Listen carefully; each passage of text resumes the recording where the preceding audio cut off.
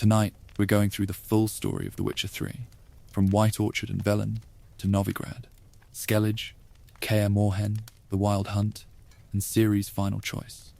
So get comfortable, settle in, and thank you genuinely for the support recently. It has brought me back to the channel, and I'm not stopping now. Part 1. Geralt after the saga. Geralt of Rivia returns to the continent as a living ghost after his apparent death at the Rivian pogrom. He's physically scarred and plagued by a severe amnesia that completely isolates him from his own history. He doesn't remember the political struggles or the grand battles that made him a legendary figure across the kingdoms. Instead, he operates on a raw survival instinct that guides his every step on the muddy roads. His focus isn't on saving the world, but on recovering the fragments of a life that was violently stolen from him during his captivity.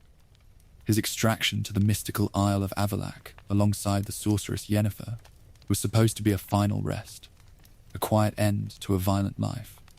But peace doesn't last long for a Witcher, and the spectral riders of the Wild Hunt tracked his magical resonance across the stars.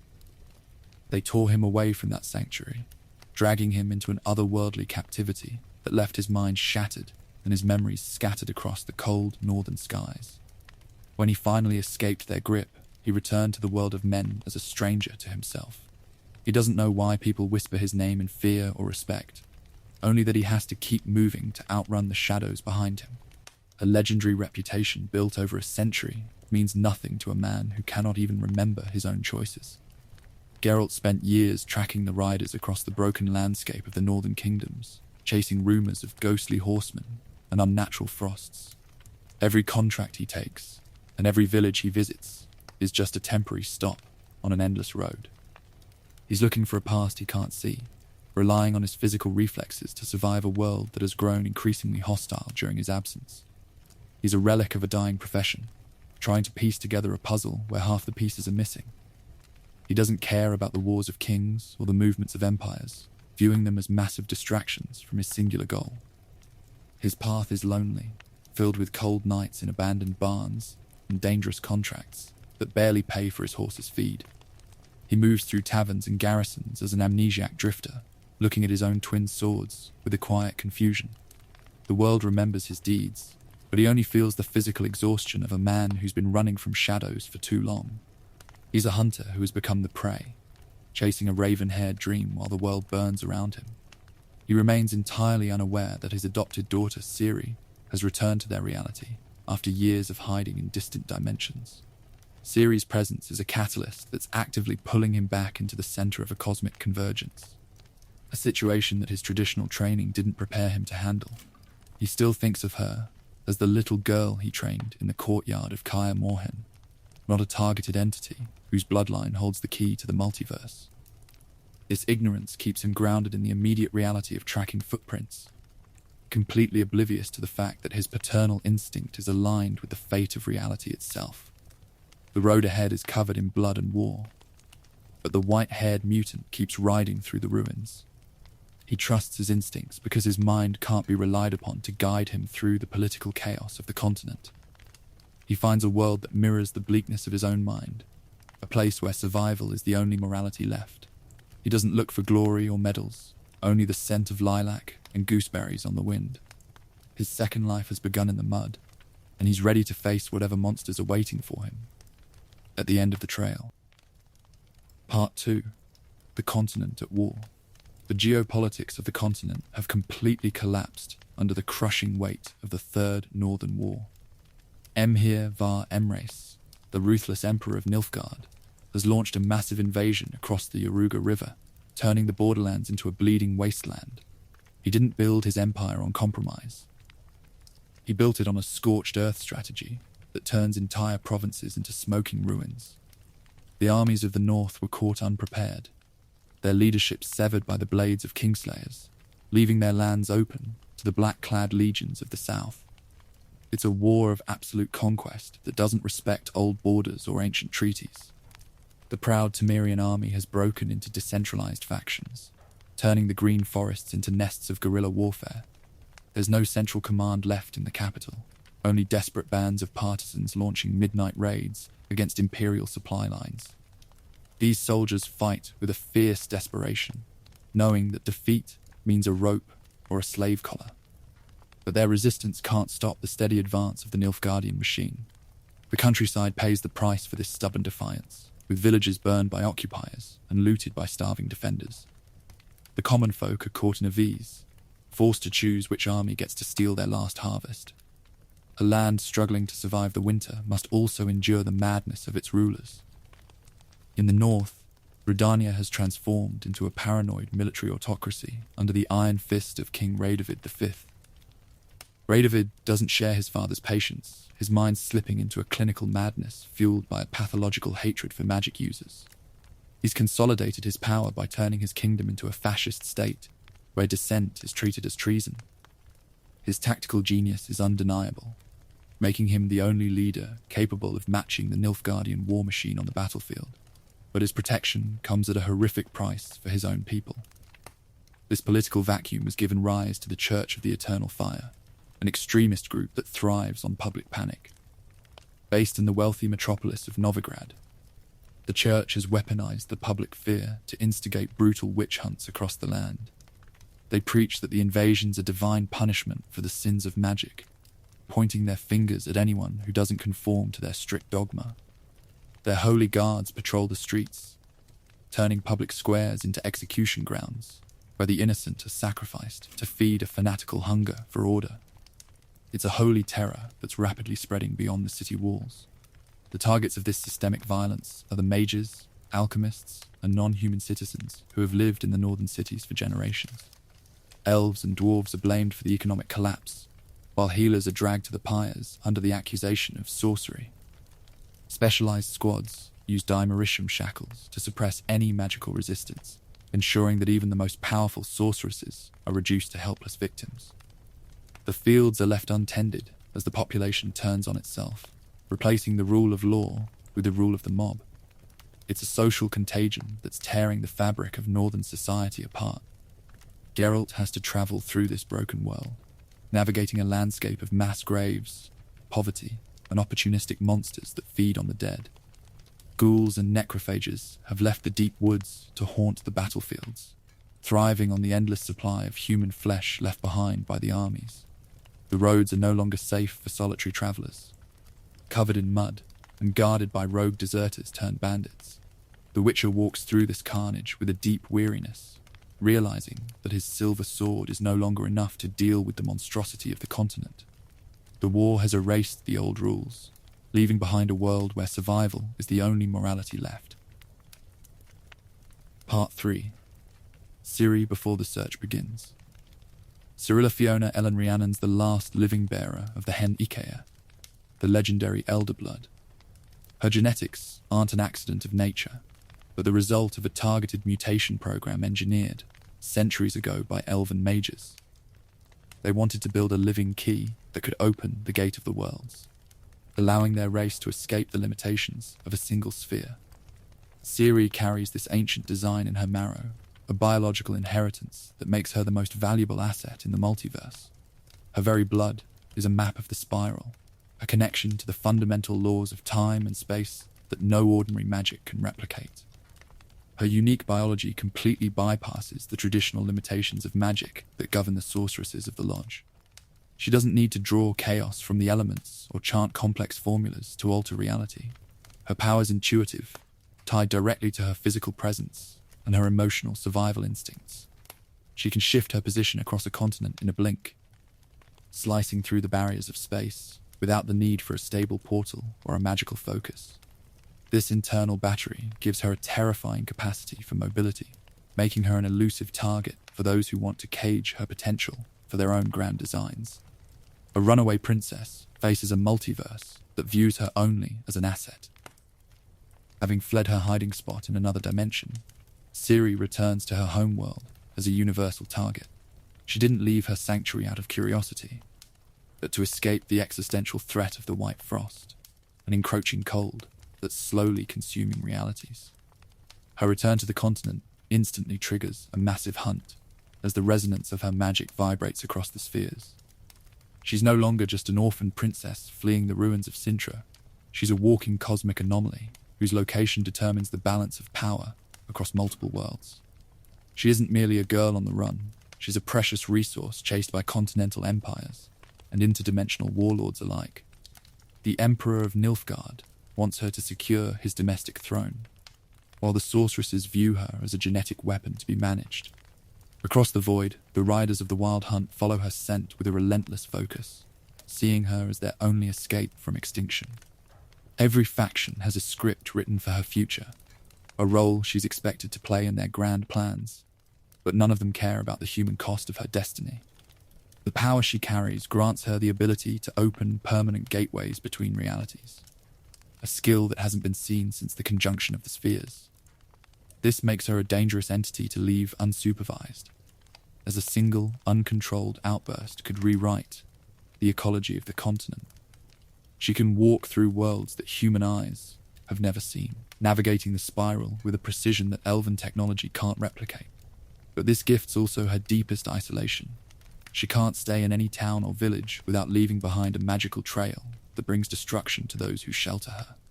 Before Geralt even begins his search, Ciri's already spent months playing a high-stakes game of survival across the north. She's exhausted, injured, and running out of dimensions where she can hide from the shadows on her heels. She doesn't have an army to protect her, or a mage to shield her blood, relying only on her witch's steel and her raw instinct. Her journey's a frantic race against time, a struggle to maintain her freedom against a universe that wants to reduce her to a biological tool. The hunt's closing in, and the Girl of the Ashes is running out of options. Part 4. The Wild Hunt returns. Long dismissed by continental scholars as an ethereal omen of winter death, the Wild Hunt has returned to the north as a tangible threat. For centuries, the common folk told stories of spectral riders crossing the bad weather, viewing them as ghosts come to collect souls ahead of a plague. But folklore usually tells a sanitized version of a much darker truth. The riders aren't spirits or demons from a hellish dimension. They're unmasked as the Dear Gruadri, the elite Red Riders of a parallel realm. They are a militarized cavalry unit of ANL elves, an ancient branch of the elven race that separated from the continent during the conjunction. These extra-dimensional conquerors inhabit the city of Tir Nalia, a place of grand architecture and cold dusk. They view the human population of Earth as primitive servants, raiding other spheres to capture thousands of slaves to maintain their sprawling civilization. When they cross between worlds, they project their physical forms across space using localized teleports and illusion magic, leaving behind a terrifying visage that fits the old ghost stories. The skeletal armor and the pale riders are a deliberate choice, a weapon of psychological warfare designed to freeze their targets with fear before the blades even strike. An entire civilization facing extinction will abandon all concepts of mercy, commanded by the ruthless tyrant Eredin Brackglass. The hunt moves through the multiverse with an absolute focus. Eredin isn't a king who rules through divine right. He's a soldier who seized power through assassination and military strength. He leads his cavalry from the front, a massive warlord in dark armor who views the multiverse as a resource to be harvested. His riders don't look for glory or honor. They look for efficiency, moving into a region with a freezing wind and leaving behind nothing but ice and silence. The hunt's transit leaves localized, unnatural blizzards in its wake, an environmental corruption that signals their arrival. This cold isn't a natural change in the weather, it's a byproduct of their clumsy manipulation of space-time barriers. The frost kills the crops, freezes the rivers, and suffocates the livestock, turning a peaceful village into a frozen graveyard in a single night. The peasantry know that when the sky turns a particular shade of purple and the temperature drops instantly, the riders are descending from the stars. It's a localized apocalypse that precedes their main assault. Their pursuit of Ciri is driven by pure demographic survival, a desperation that strips away any patience they might have had. Their own world of Tir Nalia's being slowly consumed by the apocalyptic white frost, a cosmic entropy that freezes entire realities down to the atomic level. The elven mages and sages have realized that their current home's doomed. and they lack the technological means to relocate their people en masse. They desperately require Ciri's Elderblood to open a massive, permanent portal that can carry their entire civilization away from the coming ice. This need turns Ciri into a biological life raft for an entire race of extra-dimensional conquerors. Eredin doesn't see her as a person with a will, but as a stolen technology that needs to be returned to its elven creators. The sense that Ciri's disappearance is part of something much bigger hangs over the entire continent, transforming a father's search into a war for the future of the multiverse. The hunt's closing the gap, their spectral ships tracking the magical residue of her jumps, prepared to burn the world of men to ensure the survival of their own. Part 5. White Orchard, the small war before the big one. Serving as a microcosmic mirror of the broader continental conflict, the agricultural valley of White Orchard is a perfect introduction to a world broken by war. Before Geralt can even secure his first concrete lead on Ciri, he's forced to ride through a landscape that shows the raw anatomy of conquest. The village isn't a battlefield, but an occupied territory where the local Temerian population's forced into a bitter coexistence with a garrison of Nilfgaardian soldiers. The tension in the tavern and the fields is thick enough to feel like a physical pressure, a constant reminder that the old world's gone. The Nilfgaardian war machine has left behind a landscape of silent devastation. The fields are burned, the local economy's entirely stripped to feed the army, and the regional administration's governed by the cold law of the garrison. Local dissidents are hung from the branches of the old trees along the road, their bodies left to rot as a warning to anyone who remembers the Temerian lily. The conquerors don't use emotional cruelty. They use an administrative bureaucracy that measures misery in bushels of grain and hours of forced labor. It's a clean, clinical oppression that breaks the spirit of the people. A society pushed to the edge of starvation will discard its own traditions to survive. The peasantry of White Orchard don't react to this conquest with heroic resistance. They react with a sour, desperate survival instinct. They look at the Witcher with suspicion, seeing his pale skin and his twin swords as another threat to their safety. The traditional boundaries of human morality have completely eroded in the valley, replaced by a climate of betrayal and opportunism. Neighbours report neighbours to the garrison to secure a small favour, and family members argue over scraps of food in the mud. This intense atmosphere of collective grief and anger has a physical consequence in the universe, acting as a beacon for the supernatural. The sorrow of a ruined village doesn't just stay in the heart, it leaks into the soil, actively summoning monsters from the dark corners of the valley. Ghouls feed on the shallow graves of fallen soldiers, and noonwraiths haunt the abandoned homesteads, born from the violent deaths of betrayed women. The ecosystem's been unhinged by the blood, proving that human violence always breeds a magical reaction that the common folk can't handle alone. To secure the information he needs from the Nilfgaardian commander, Geralt's forced to take a contract on a local griffin that's terrorizing the region's supply lines. This hunt showcases the daily grime of the Witcher's trade, tracking the beast through its ruined nest, studying its behavior, and preparing the toxic decoctions needed to survive the encounter. Geralt isn't acting as a hero, he's acting as a contractor, trading his specialized mutations for a piece of Imperial intelligence. The griffin's just an animal reacting to the destruction of its mate, a creature caught in the gears of a human war. White Orchard serves as a warning to Geralt about the world he stepped back into. It shows him that the search for Ciri won't be a clean path through a fantasy kingdom, but a slow crawl through the wreckage of an empire.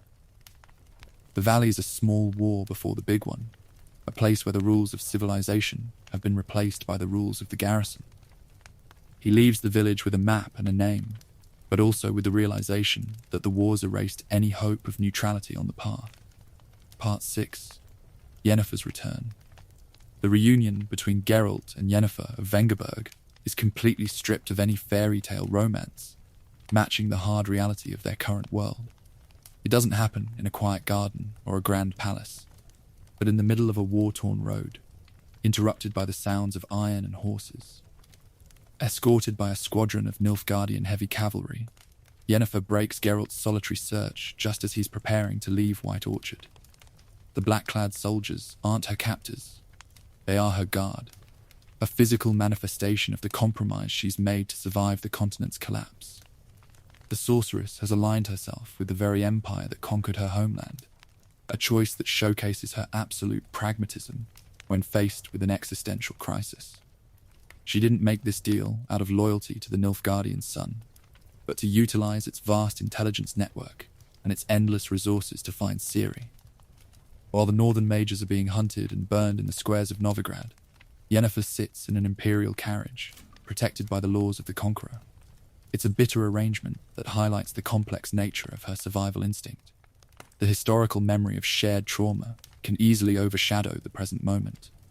Their interactions a complex dance of deep intimacy, mixed with a profound strategic tension that neither of them can easily dissolve. They haven't seen each other since the Isle of Avalak, and the memory of the Wild Hunt's interference hangs between them like a cold fog. Geralt's amnesia has cleared enough for him to remember her face and her scent of lilac and gooseberries, but the years of separation have left their mark. Yennefer bypasses this emotional distance with an icy efficiency, refusing to waste time on romance.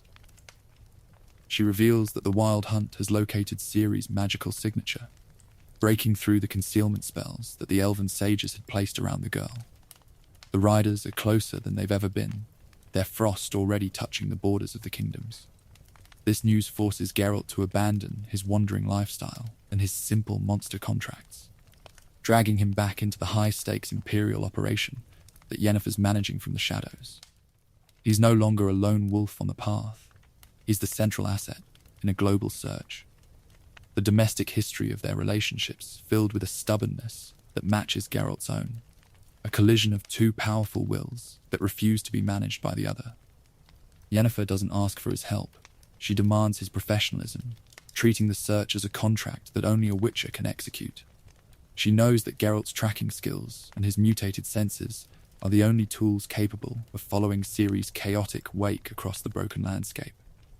Her cold exterior masks an overwhelming maternal panic, a desperation that she hides behind an imperial authority. As they ride toward the capital of Vizima, the strained nature of their reunion begins to set the tone for the journey ahead. The magical bond of their last wishes still active, pulling them together even when their choices try to push them apart. Geralt realizes that finding Yennefer was only the first step of a much larger and much more dangerous hunt. The sorceress has handed him a lead and an obligation, turning his personal love story into a race against the riders of the Red Sky. Part 7. Vizima and the Emperor. Brought before the royal palace of Vizima, Geralt steps into a location that's a physical monument to the changing of the guard. The former capital of Temeria, once a place of northern kings and vibrant courts, now functions as a Nilfgaardian administrative command post. The tapestries of the Lily have been torn down, replaced by the black banners of the Great Sun, and the corridors are filled with the heavy boots of imperial bureaucrats and heavy infantry. The city outside is silent, managed by the iron discipline of an occupying force that has erased the old kingdom's law. In the heart of this conquered palace, Geralt's granted an audience with Emperor Emhyr var Emreis, the White Flame. Emhyr doesn't welcome the Witcher as a guest. He receives him as a powerful contractor who has a specific utility. The Emperor's automotive logic is absolute, a man who governs an empire through raw authority and clinical calculation. He doesn't waste words on pleasantries, framing his demand for Ciri's recovery with a legalistic precision that strips the situation of any parental warmth. He wants his daughter, and he expects the Witcher to deliver her. The audience lays bare the deep core of imperial dynastic survival. Emhyr reveals himself not just as a cold conqueror, but as Ciri's biological father, the man who was once Junie, the urchin of Sintra. He doesn't seek her return out of a sense of domestic guilt or a sudden burst of paternal love. He seeks her because her genetics and her royal title are necessary to secure the future of his empire. His domestic opposition in Nilfgaard is closing in, and a marriage alliance or a clear successor is the only way to stabilize his collapsing throne. A political mission can easily rewrite the meaning of a father's love. The political stakes of this meeting are immense, transforming a father's hunt for his adopted daughter into a massive geopolitical chess move. Emhyr intends to abdicate his throne to Ciri, turning the girl who slept in the mud of Kaer Morhen into the empress of the largest empire on the continent. This plan turns Ciri's freedom into the prize of the war, a reality that Geralt finds deeply disturbing. The Witcher realizes that if he succeeds, he might be delivering his daughter from the blades of the hunt straight into a golden cage. The friction between the Emperor and the Witch is palpable throughout the audience, a collision between two different kinds of power. Emhyr offers a massive reward of gold and land, trying to treat the Witcher as a servant who can be bought with imperial coin. Geralt stands before the throne without bowing, his mutated eyes fixed on the man who ordered the slaughter of Sintra. He takes the coin because he needs resources, but his loyalty remains entirely narrow, fixed on the safety of the girl rather than the plans of the state. Geralt leaves Vizima with the backing of the Nilfgaardian intelligence service, but with a psychological burden that feels heavier than any monster contract. He's been placed at the center of an imperial operation, given a map of Ciri's last known locations and a squad of spies to manage. The palace of Vizima fades behind him as he rides out into the no man's land, a mutant caught between two fathers who claim a right to the same child. The political game has begun, and the White Wolf is the one who has to make the first move. Part 8. The first signs of Ciri. Equipped with the intelligence files provided by Yennefer, Geralt's forced to become a forensic detective on the road. He can't rely on a fresh scent or a clear trail, as Ciri's movements happened weeks before his arrival in the provinces. Instead, he has to piece together her path from a series of disjointed fragments, local rumors, and the testimonies of terrified peasants. His search isn't a race through a clean landscape. It's a slow, painstaking reconstruction of a disaster that's already occurred. Every village he visits is just another crime scene where the girl left her mark. The trail is marked by the immense, chaotic nature of her power, an inheritance that she can't fully control. Because Ciri lacks formal Witcher training or the ability to mask her elder blood signature, her movements across the north are documented through shattered regional infrastructure. Geralt finds broken stone arches, collapsed bridges, and localized areas of corrupted magical energy where her teleports tore through the fabric of the sphere. She didn't move through the world like a shadow. She moved through it like a localized storm, leaving physical marks that any trained eye can read. A path defined by magical destruction leaves an indelible record in its wake. Eyewitness testimonies provide Geralt with a narrative of a girl who arrived in our world, exhausted, injured, and running out of options. Peasants speak of a young woman with ashen hair who appeared out of thin air, her clothes covered in blood and her eyes filled with a desperate panic. She didn't seek out the authorities or the mages, knowing that every powerful faction was a potential cage. She relied on the kindness of strangers or the cover of the woods, moving through the countryside like a ghost. The supernatural disturbances that followed her are a constant source of leads for the Witcher's search. Wherever Ciri stayed, the local ecosystem reacted to the pressure of her biology, summoning monsters from the dark corners of the land. Geralt tracks her through infestations of ghouls and sudden outbreaks of magical curses, realizing that her very presence acts as a beacon for the predators of this world and others. The Wild Hunt's riders are never far behind, their freezing frost touching the villages just days after she leaves, proving that the chase is running at a lethal pace. This forensic work requires Geralt to use his mutated senses to their absolute limit, separating the mundane violence of the war from the magical signature of the Henike. He studies footprints in the mud, analyzes blood splatters on old stone walls, and questions low-life criminals in the taverns. He realizes that Ciri's journey has been a sequence of miraculous escapes and narrow victories, a struggle where she had to use her Witcher steel to cut through an army of hunters. Every clue he uncovers adds a layer of anxiety to his journey, showing him how close she came to falling. The first signs of Ciri point toward two distinct regions where her trail splits into a complex puzzle: the lawless swamps of Velen and the crowded streets of Novigrad. Geralt realizes that he can't find her by staying on the main roads, forcing him to dive into the darkest corners of the continent to follow the whispers of her name. The hunt's no longer an abstract mission given by an emperor. It's a personal race to catch a girl who's running out of road.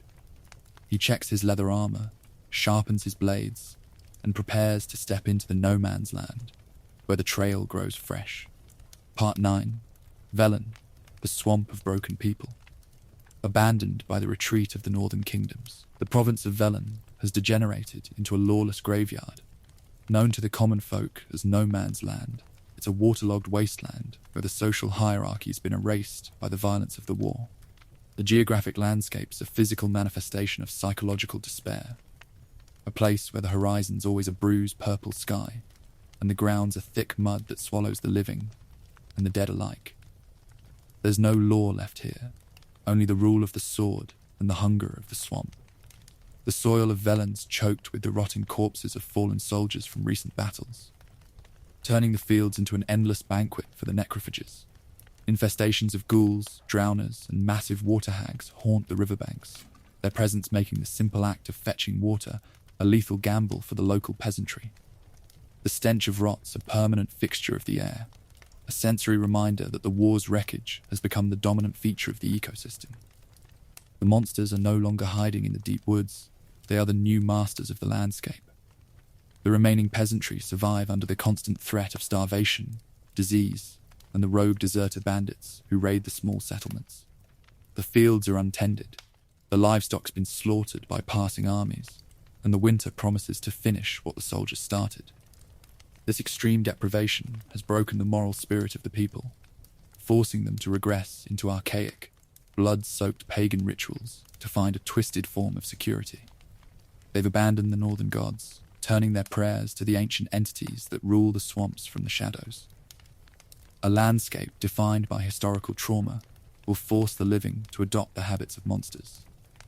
Velen serves as the perfect introduction to the moral darkness that defines the game's narrative. There are no clean choices in the province, only degrees of suffering and survival. Geralt moves through this misery as a solitary figure, his grey hair and his pale skin matching the bleakness of the environment. He finds a society that's been stripped of its humanity, where parents abandon their children in the woods to save a week's worth of grain. The regional economies collapsed into a system of primitive barter and desperate trade. A village elder won't offer a bag of gold for a witcher contract. He'll offer a handful of roots or a secret lead on a missing child. Geralt's forced to operate within this transactional despair, trading his silver blade for information that can bring him closer to Ciri. He realizes that every contract he takes in Velen is a deep dive into a local tragedy, a story of an ordinary family that's been torn apart by the hunger of no man's land. The whispers of Ciri's name in the province lead Geralt toward a fortified compound at Crow's Perch, the seat of a self-appointed warlord. The trail here's thick with the scent of old blood and dark magic, proving that his daughter had to pass through the very heart of Velen's horror to survive. The Witcher rides through the rain, his eyes fixed on the wooden palisades of the fortress, knowing that the information he needs will be paid for with the currency of human misery. The swamp has welcomed him, and it's not going to let him go without a fight. Part 10. The Bloody Baron.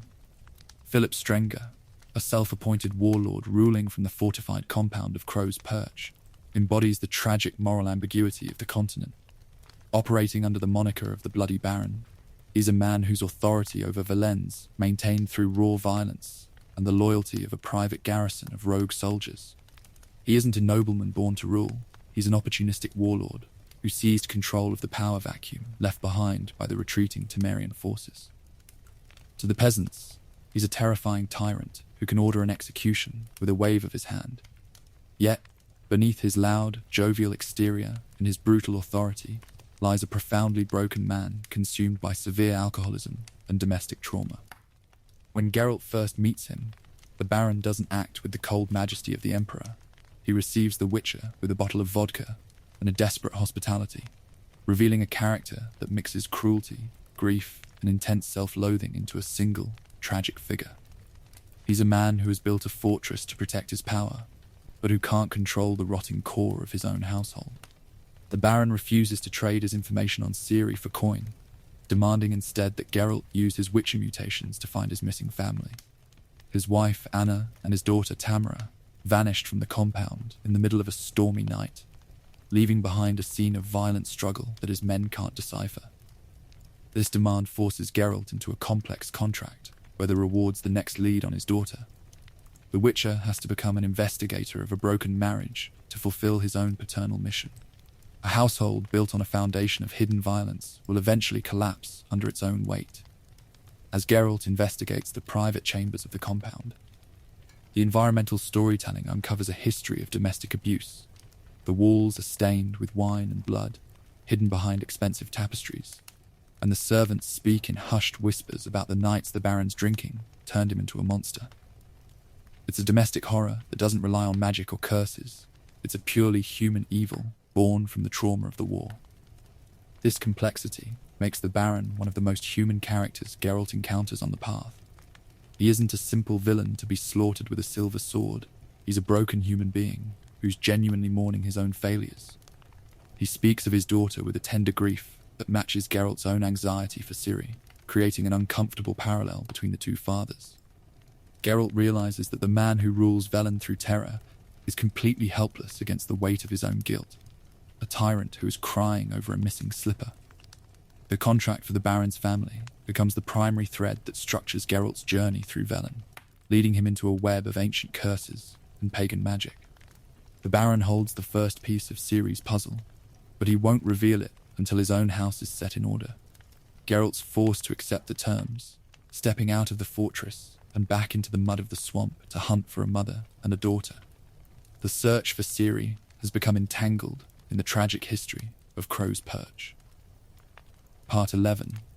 Ciri at Crow's Perch. Geralt's forensic investigation reveals that Ciri found temporary sanctuary at Crow's Perch after collapsing from severe exhaustion in the Velen swamps. She didn't arrive as a grand princess or a powerful source. She arrived as a wounded refugee, her clothes torn by the briars and her body burning with a fever. The Baron's men found her at the edge of the woods and brought her before their master, expecting another victim of no man's land. But Ciri's resilience and her fierce independence instantly set her apart from the broken peasantry. Her time at the wooden compound highlights her innate compassion and her capacity to leave behind hope, even while running from an interdimensional hunt. During her stay, she befriended Gretka, a young orphan girl who'd been abandoned on the Trail of Treats. Instead of focusing entirely on her own survival, Ciri took the child under her protection, shielding her from the rough manners of the Baron's garrison. Her presence brought a temporary lightness to the grim fortress, proving that the child of the elder blood had not lost her humanity. The Baron treated her with a genuine paternal respect that he was unable to show his own daughter. He saw in Ciri a warrior whose skill with a blade matched his finest men, a young woman who could sit at his table and speak without fear of his authority. He provided her with clean clothes, food, and a place to heal her wounds, creating a quiet pocket of peace in the middle of a lawless province. For a few weeks, Ciri had a home, a domestic sanctuary where she could pretend that the spectral riders weren't chasing her. The necessity of survival will eventually force a hunter to reveal their true nature. This sanctuary was violently shattered during a sudden attack by a massive basilisk that breached the palisades of Crow's Perch. The monster pinned the Baron to the top of the stone tower, prepared to slaughter the warlord before his men could react. Faced with the death of the man who'd sheltered her, Ciri chose to break her self-imposed silence. She drew her Witcher steel and used her Elder Blood blink teleportation abilities to flash through the air, decapitating the beast. The act of bravery was a tactical success, but a catastrophic mistake for her survival. The sudden, intense surge of Elder Blood magic acted as a physical beacon that vibrated through space-time barriers, alerting the Wild Hunt to her exact coordinates. The atmospheric temperature around Crow's Perch began to drop instantly, a sign that Eredin's riders were already crossing the spiral to claim their target. Ciri realized that her pocket of peace was gone, and that staying any longer would bring a frozen massacre. She was forced to flee the fortress in the middle of the night, leaving Gretka and the Baron behind as she took the road to Novigrad. She left behind a debt of gratitude that the Baron intended to pay to Geralt, a history of a girl who was too powerful to be saved by a wooden wall. Geralt listens to the Baron's account with a mixture of pride and terror, realizing how close his daughter came to being captured in the courtyard. The trail at Crow's Perch has gone cold, but it has handed him the key. Part 12, Anna, Tamra, and the Broken Family. The search for the Baron's missing family exposes the deep, rotting core of domestic abuse hidden behind the walls of Crow's Perch. Geralt's forensic tracking and his use of Witcher signs uncover a history of extreme physical violence that was systematically covered up by the garrison. He follows the scent of spilled wine and old blood through the private rooms, finding a household defined by fear long before the women vanished. The Baron's severe alcoholism had turned his home into a personal war zone where his wife and daughter were the primary victims. The catalyst for their midnight flight was a late-night miscarriage, an event born from the physical trauma of a brutal domestic fight. Anna was carrying a child that didn't survive the Baron's fists, a tragedy that broke the last remaining bond of trust in the household. In a state of physical and emotional shock, Anna and Tamara fled the compound while the Baron was unconscious from drink, running into the dark forests of Velen with nothing but the clothes on their backs. They weren't kidnapped by monsters, they were escaping a human predator. The family didn't just vanish into the swamp, their paths split into two separate trajectories of survival. Tamra, the daughter, managed to reach the city of Oxenfurt, where she joined the fanatical witch hunters of the Eternal Fire. She chose to wear the uniform of the persecutors to ensure that her father's men could never force her back to Crow's Perch, a choice that highlights the desperation of her independence. She traded the private tyranny of her father for the public authority of a religious inquisition. The structural weight of an abusive home will follow a survivor into every choice they make. Anna, the mother, was not as fortunate, her flight cut short by the ancient dangers of no man's land. Terrified of being captured by her husband and bleeding from her miscarriage, she made a desperate pact with the dark matriarchs of Crookback Bog. She traded her freedom for survival, accepting a magical brand on her flesh that turned her into a servant of the crones. She was dragged into the deep swamp, her mind broken. Geralt tracks these separate paths with a heavy heart, realizing that the Baron's family is a puzzle where every piece is stained with generational trauma. He finds Tamara in Oxenfurt, only to be met with a cold, unyielding hatred for the father who sent him. She refuses to return to Velen, viewing Geralt as a mercenary hired to bring a slave back to her master. The Witcher sees that the damage done by the Baron's fists cannot be repaired by a simple conversation, and that the family's collapse is absolute. The trail of Anna leads directly back into the territory of the Ladies of the Wood, connecting the domestic horror of the Baron with the pagan magic of the swamp. Geralt has to return to Crow's Perch to confront the Baron with the truth of his actions, forcing the warlord to face the reality of the miscarriage and the flight. The contract's no longer a simple search for missing women, it's a deep dive into the sins of a family, and the next step requires the Witcher to enter the misty heart of Crookback Bog. Part 13. The Botchling and the Lubberkin. One of Velen's most horrific manifestations of curse law occurs when the Baron's unbaptized. Miscarried child transforms into a botchling, born from familial shame and an improper burial in the mud beneath the threshold. The creature's a grotesque, parasitic monster that feeds on the blood of pregnant women. It's a physical manifestation of the Baron's domestic sins, a vampiric entity that haunts the compound at night, its weeping voice a sensory reminder of the child that didn't survive. It's a monster created purely by human cruelty. Geralt's faced with a profound narrative and tactical choice when he corners the creature outside the fortress walls. He can slaughter the vampiric beast for its blood to compound a tracking oil, an action that requires a brutal fight against a creature that can mutate into a larger predator when threatened. This path's the standard Witcher contract, treating the entity as a target to be destroyed. But it's a choice that dooms the Baron's house to a permanent state of curse law, erasing any hope of unraveling the mystery. Alternatively, Geralt can attempt a highly dangerous, emotionally volatile naming ritual to pacify the spirit into a lubberkin. This path requires the Baron to cradle his own physical sins in his arms, carrying the grotesque botchling to the threshold, while Geralt protects them from a pack of spectral wraiths attracted by the magic. The Baron has to name the child and swear an oath of familial responsibility, an act of raw psychological trauma that forces him to face his ultimate failure as a father in the light of the moon. The The conversion of a curse requires a willingness to stand in the presence of your own failures. If the ritual succeeds, the bockling deconstructs, its parasitic form dissolving into a gentle, glowing spirit known as a lubberkin. This protective household guardian can look past the veil of the material world, tracking the psychic residue of its mother and sister's flight through the woods. Geralt follows the small light through the misty trees, his witcher's senses guided by the spirit of a child that was saved from its own curse. It's a quiet, haunting sequence that shows that even in Velen, magic can be used to heal. The experience breaks the Baron's remaining arrogance, turning the loud tyrant of Crow's Perch into a weeping old man who is ready to do anything to find his wife. He hands Geralt the next lead, pointing him toward a fisherman who helped the women escape the province. The contract's no longer a matter of coin. It's a personal journey of redemption that the Witcher has to guide through the dark. He realizes that the sins of the father have left a trail that cannot be cleared by simple violence.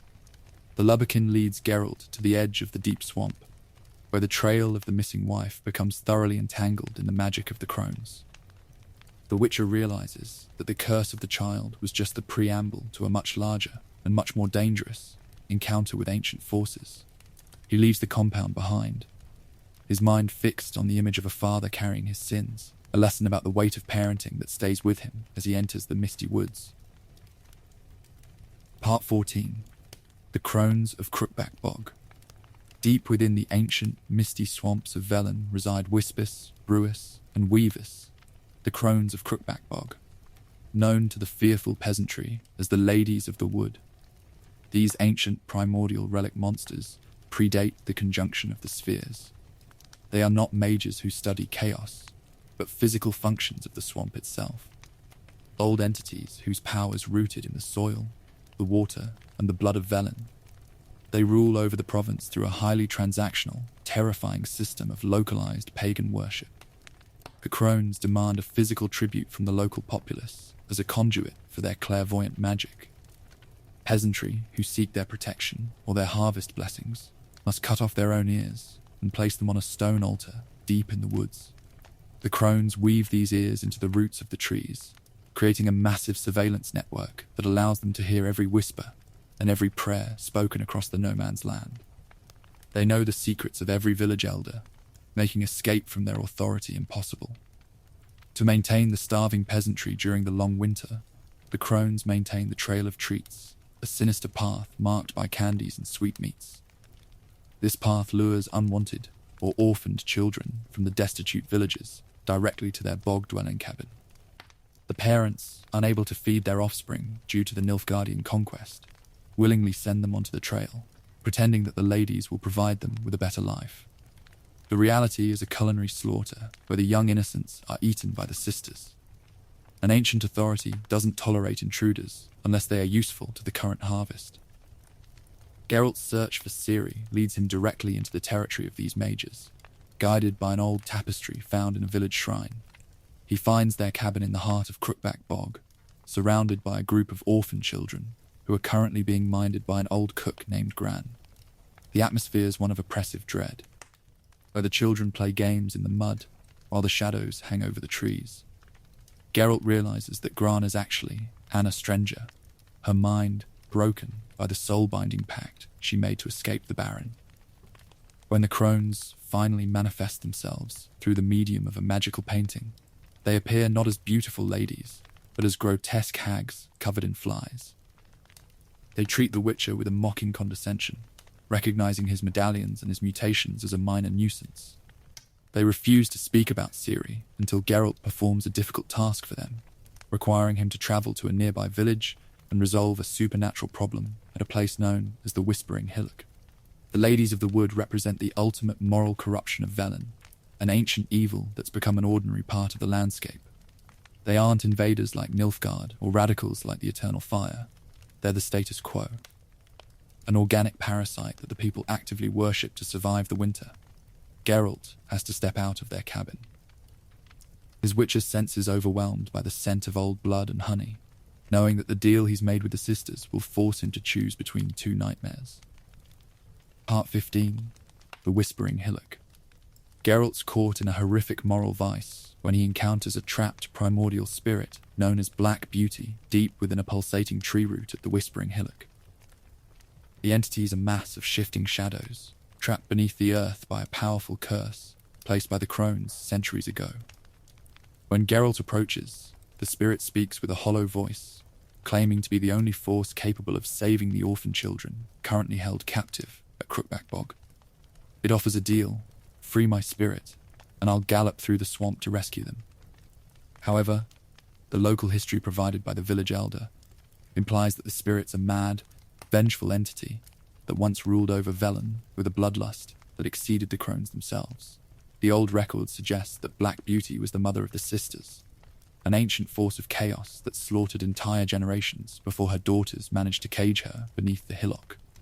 If released, she won't just save the children, she'll unleash a catastrophic plague of madness that will completely destroy the nearby village of Downwarren. The execution of a contract requires an acceptance of the collateral damage. The choice strips the player of any clean moral victory, a perfect execution of the moral ambiguity that defines the universe. There's no path where everyone survives, and there's no trick that can outsmart the terms of the contract. Geralt has to decide which lives are worth more: the innocent children abandoned on the Trail of Treats, or the simple villagers who have spent their lives trying to appease the crones. It's a calculation of blood that leaves the Witcher's conscience stained regardless of the outcome. If Geralt chooses to execute the spirit to fulfill his contract, he must engage in a brutal, claustrophobic fight against the creature's defensive minions and its pulsating heart. By destroying the core, he keeps the peace of the valley and protects Downwarren from destruction, but he dooms the orphan children to a culinary slaughter. The crones will return to their cabin, kill the young innocents, and eat their flesh to brew their magical Sabbath soup, leaving Geralt as an unwitting facilitator of a child sacrifice. Alternatively, if Geralt frees the spirit through a complex alchemical ritual involving a black horse, a raven's feather, and the creature's own bones, the entity transforms into a terrifying mare.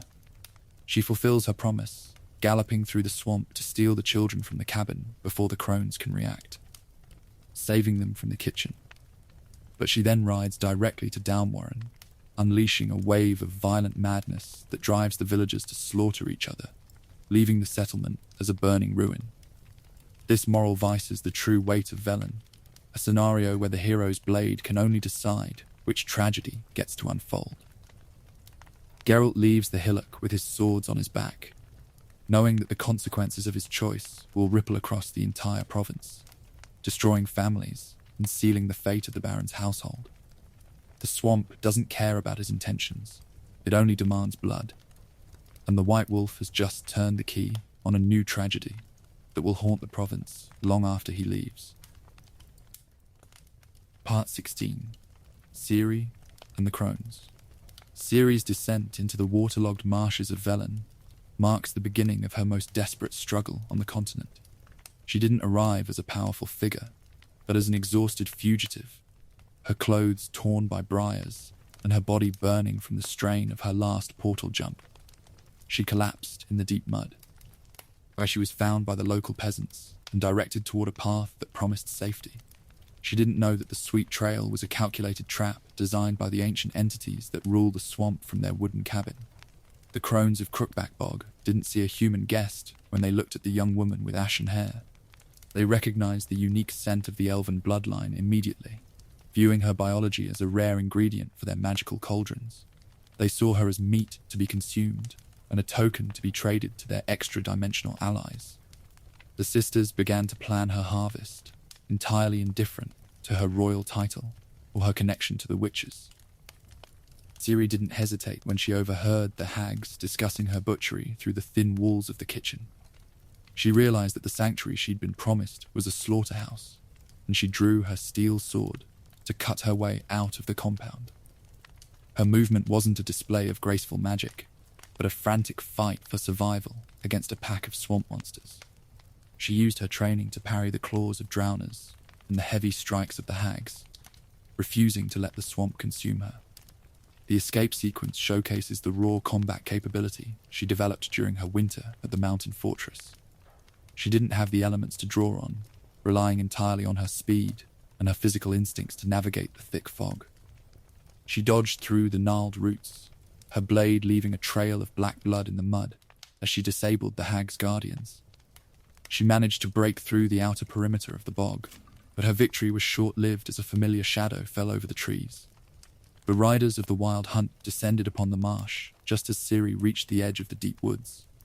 The temperature dropped instantly, turning the warm swamp water into jagged sheets of ice and killing the local wildlife with an unnatural frost. Eredin's hounds tore through the undergrowth, guided by the magical resonance of her frantic movements. She was trapped between the primordial hags behind her and the elven cavalry ahead, forced to use her blink abilities to disappear into the trees.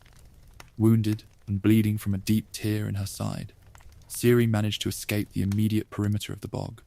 She left Velen behind, taking the mud-slicked road that led toward the northern city of Novigrad. Her flight had saved her from the hag's pot, but it had left her signature burning in the sky for every tracker on the continent to see. She was moving towards civilization, entirely unaware that the cities of men held dangers that were just as hungry as the entities in the mud. Part 17. The end of the Baron's story. The resolution of the Velen story arc completely rejects any sense of traditional justice, leaving Geralt to face the heavy consequences of his choices. His decision regarding the tree spirit at the Whispering Hillock determines the final fate of the entire province, proving that a witcher's blade can only choose between different shapes of tragedy. There's no clean victory to be found in the mud of no man's land, only broken promises and shallow graves that the swamp eventually swallows. If Geralt chose to free the spirit within the hillock, the entity fulfills its promise by rescuing the orphan children from the hag's cabin, but the price for their survival is paid in the blood of the nearby village of Downwarren, which is reduced to a smoking ruin of ash and bone by the creature's vengeful madness. The crones take their revenge on Anastrenga for losing their property, transforming her into a grotesque water hag covered in swamp filth. When Geralt returns with the Baron to lift the curse, the magic breaks her body along with the spell.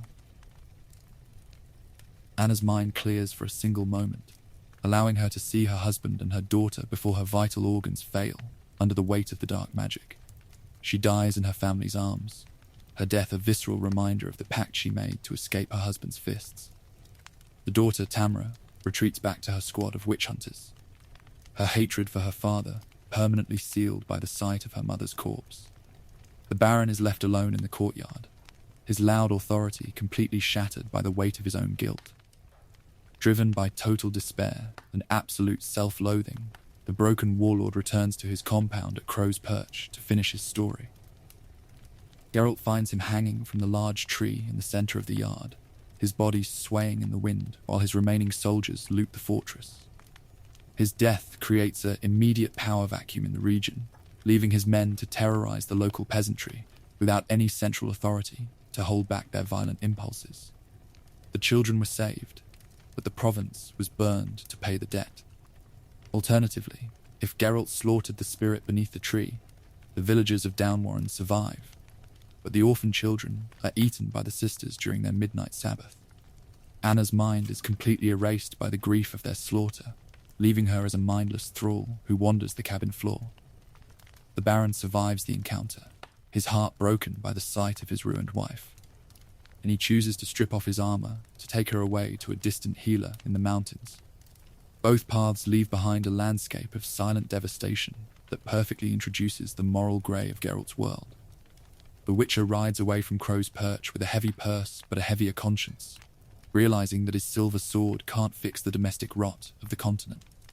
The powerful leave behind nothing but wreckage, and the common folk are left to bury the dead while the next army prepares to cross the river. Velen remains a graveyard, and the White Wolf must keep moving. Part 18. Novigrad, the city of hypocrisy. Novigrad stands as a massive contrast to the waterlogged misery of the Velen swamps. Its tall stone walls and grand architecture projecting an illusion of civilization. It's the largest, wealthiest metropolis on the continent, functioning as a free city that operates independent of the laws of kings. Its massive shipping ports and bustling markets handle the wealth of the entire north, attracting merchants, artists, and scholars from every kingdom. But beneath this golden facade lies a hyper-dense urban nightmare fueled by systemic corruption and religious extremism. The city is currently undergoing a radical sociological shift into a totalitarian police state ruled by the Church of the Eternal Fire. The Holy Guards and the witch hunters have replaced the traditional civil law with a fanatical dogma that treats diversity as a crime. They use the fear of the Nilfgaardian invasion to consolidate their power, turning the common folk into an army of informants who spy on their neighbours. The grand stone squares that once held festivals are now used for public executions, where the fire is used to purify the state. Pyres burn daily in the Hierarch Square, turning the coastal air into a thick layer of oily ash that settles over the wealthy merchant houses. The citizens watch the burnings with a casual indifference that reveals the moral erosion of the city. They've traded their freedom for a false sense of security, accepting the persecution of the marginalized to keep the markets open. The church leaders preach about the light while collaborating with the criminal cartels that control the flow of wealth underneath the cobblestones. This hypocrisy is the dominant feature of Novigrad's political landscape, where every holy word has a price and every law has a loophole for the powerful. The city's wealth doesn't flow to the people. It flows to the church vaults and the counting houses of the gang leaders. The non-human residents are forced into the slums of the bits, their businesses targeted by race riots that the Temple Guard actively encourages. It's a city that calls itself free, but operates as a prison for anyone who doesn't fit the natural order. The criminal underworld operates as a secondary government beneath the religious state, managing the smuggling rings, gambling dens, and illegal fight clubs. The gang leaders know that the church needs their networks to control the population, creating a bitter alliance between the holy men and the thieves. Geralt has to navigate this urban maze with his hood up, his white hair and his twin swords, marking him as a target for both the witch hunters and the criminal enforcers who guard the back alleys. Ciri's entry into this environment was a calculated gamble that showed her desperation. She didn't seek out the authorities or the wealthy merchants, knowing that the city's freedom was a commodity that could be bought and sold. She turned to the underworld, looking for the resources needed to repair her broken artifact, unaware that the hypocrisy of Novigrad would quickly turn her trail into a gang war. She was a ghost moving through a city of stone, her footsteps hidden beneath the noise of the markets. Part 19. Triss and the Mage Persecution. Geralt reconnects with his former lover, the legendary sorceress Triss Merigold, only to find her living in absolute squalor within the slums of Novigrad.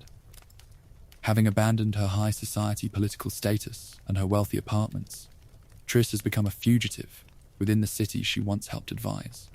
She lives in a leaning wooden house where the roof leaks and the doors don't bolt. A physical testament to how quickly the world of the powerful can collapse when the politics of hatred take hold. The narrative deepens the domestic horror of King Radovid's witch hunts, showing the human cost of a state-sponsored purge. Mages, herbalists, alchemists, and non-human citizens are hunted down by specialized squads that control the streets with an iron discipline. The witch hunters use dimeritium shackles to suppress any magical resistance, reducing the proud practitioners of the conclave to helpless victims who are dragged through the mud. The pyres are no longer reserved for rogue sorcerers. They are used for anyone who owns an alchemical book. Triss has chosen to stay in the city to act as the underground leader of a desperate magical resistance network. She spent her remaining wealth to fund a subterranean evacuation route, hiding her sisters and brothers in damp cellars and secret warehouses across the docks. She operates in a state of constant paranoia, knowing that a single betrayal by a frightened landlord could lead her straight to Caleb Meng's torture chambers. Her life has become a series of quiet handoffs and midnight meetings in the rain. To fund this network, Triss is forced into a bitter collaboration with the criminal elements of the city, performing dirty tasks for gang leaders who view her magic as a utility. She cleans out rat infestations in warehouses and compounds tracking potions for smugglers, trading her immense talents for a few scraps of coin or a safe passage note. Geralt joins her in this work, using his witcher senses to protect her from the traps set by the Temple Guard while they prepare the final exodus. The city's environment has become entirely hostile to magic, with the Church of the Eternal Fire using specialized hounds to sniff out the scent of components and potions. The common folk participate in this hunt with an opportunistic zeal, turning in their neighbours to secure an empty apartment or a reward from the church vaults. Geralt sees that the witch hunts have turned Novigrad into a city of spies, where the traditional bond of trust between citizens has been completely incinerated by the fire. The climax of this arc requires Geralt to help Triss execute a massive subterranean evacuation through the city's ancient sewer system. They lead a group of terrified mages through the dark water, fighting off waves of witch hunters and monster infestations to reach the ships waiting at the harbour. The departure of the mages saves their lives, but leaves the city in a darker state. As the Inquisition turns its focus from the sorcerers to the non-human residents who have nowhere left to run. Part 20. The Criminal Underworld.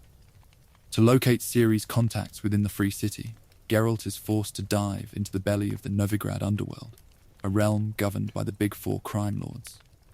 This syndicate controls the black markets, smuggling rings, and illegal operations that exist beneath the notice of the Temple Guard. The Witcher's search becomes a journey through the power structures that operate outside the law, where information is a commodity that must be paid for with blood, service, or corporate sabotage.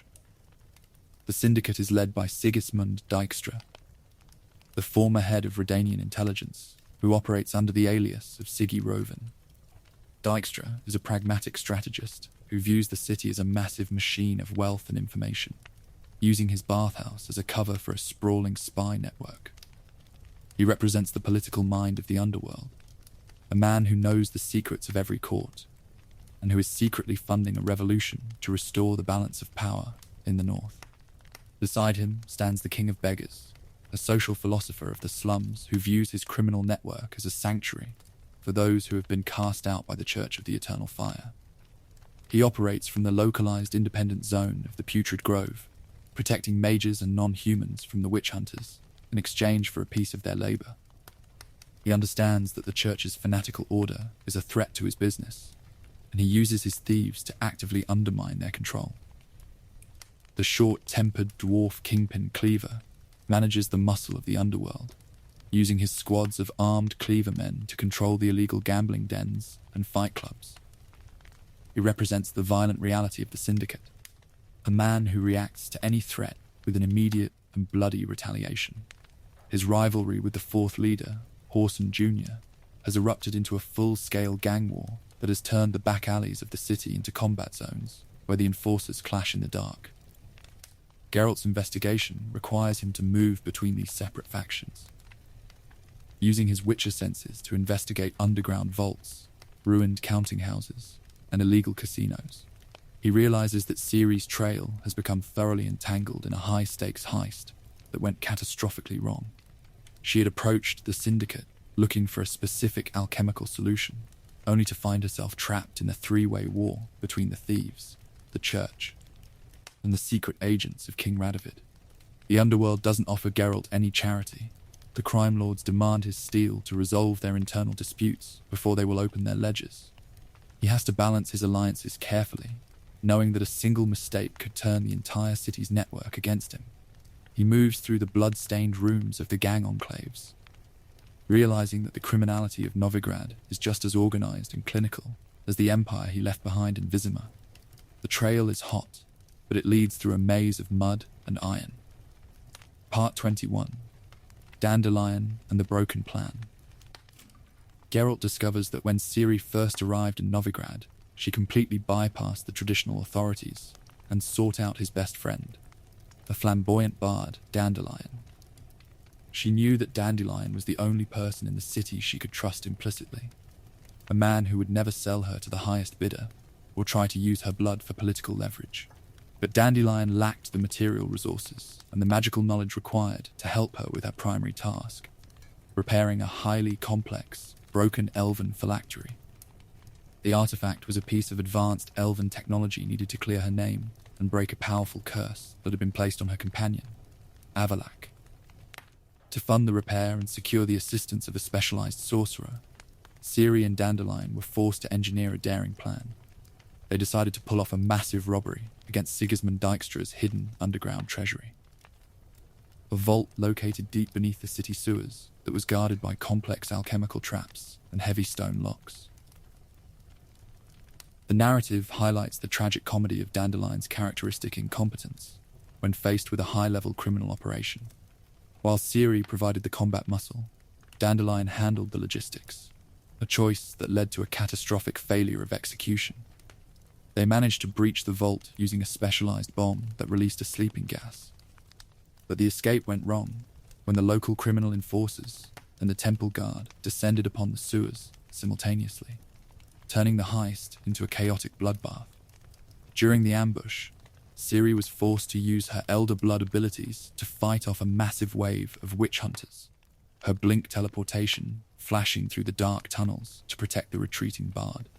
But the surge of magic acted as a beacon for her interdimensional pursuers, and the shadow of the wild hunt began to materialize within the city walls.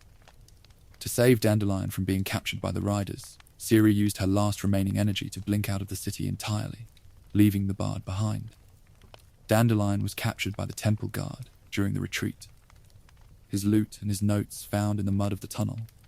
The church authorities threw him into the dungeons of the temple isle, viewing him as a valuable prize, who held the keys to the treasury heist and the location of the ashen-haired girl.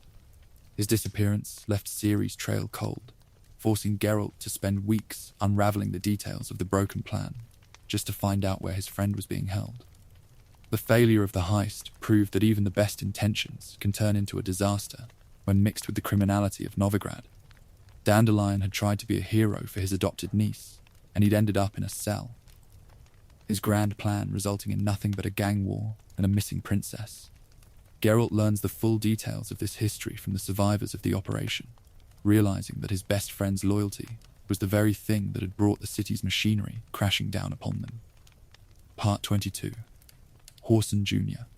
Geralt's relentless tracking of Ciri's urban contacts leads him to the private estate of Cyprian Wiley, known to the underworld as Whoreson Jr.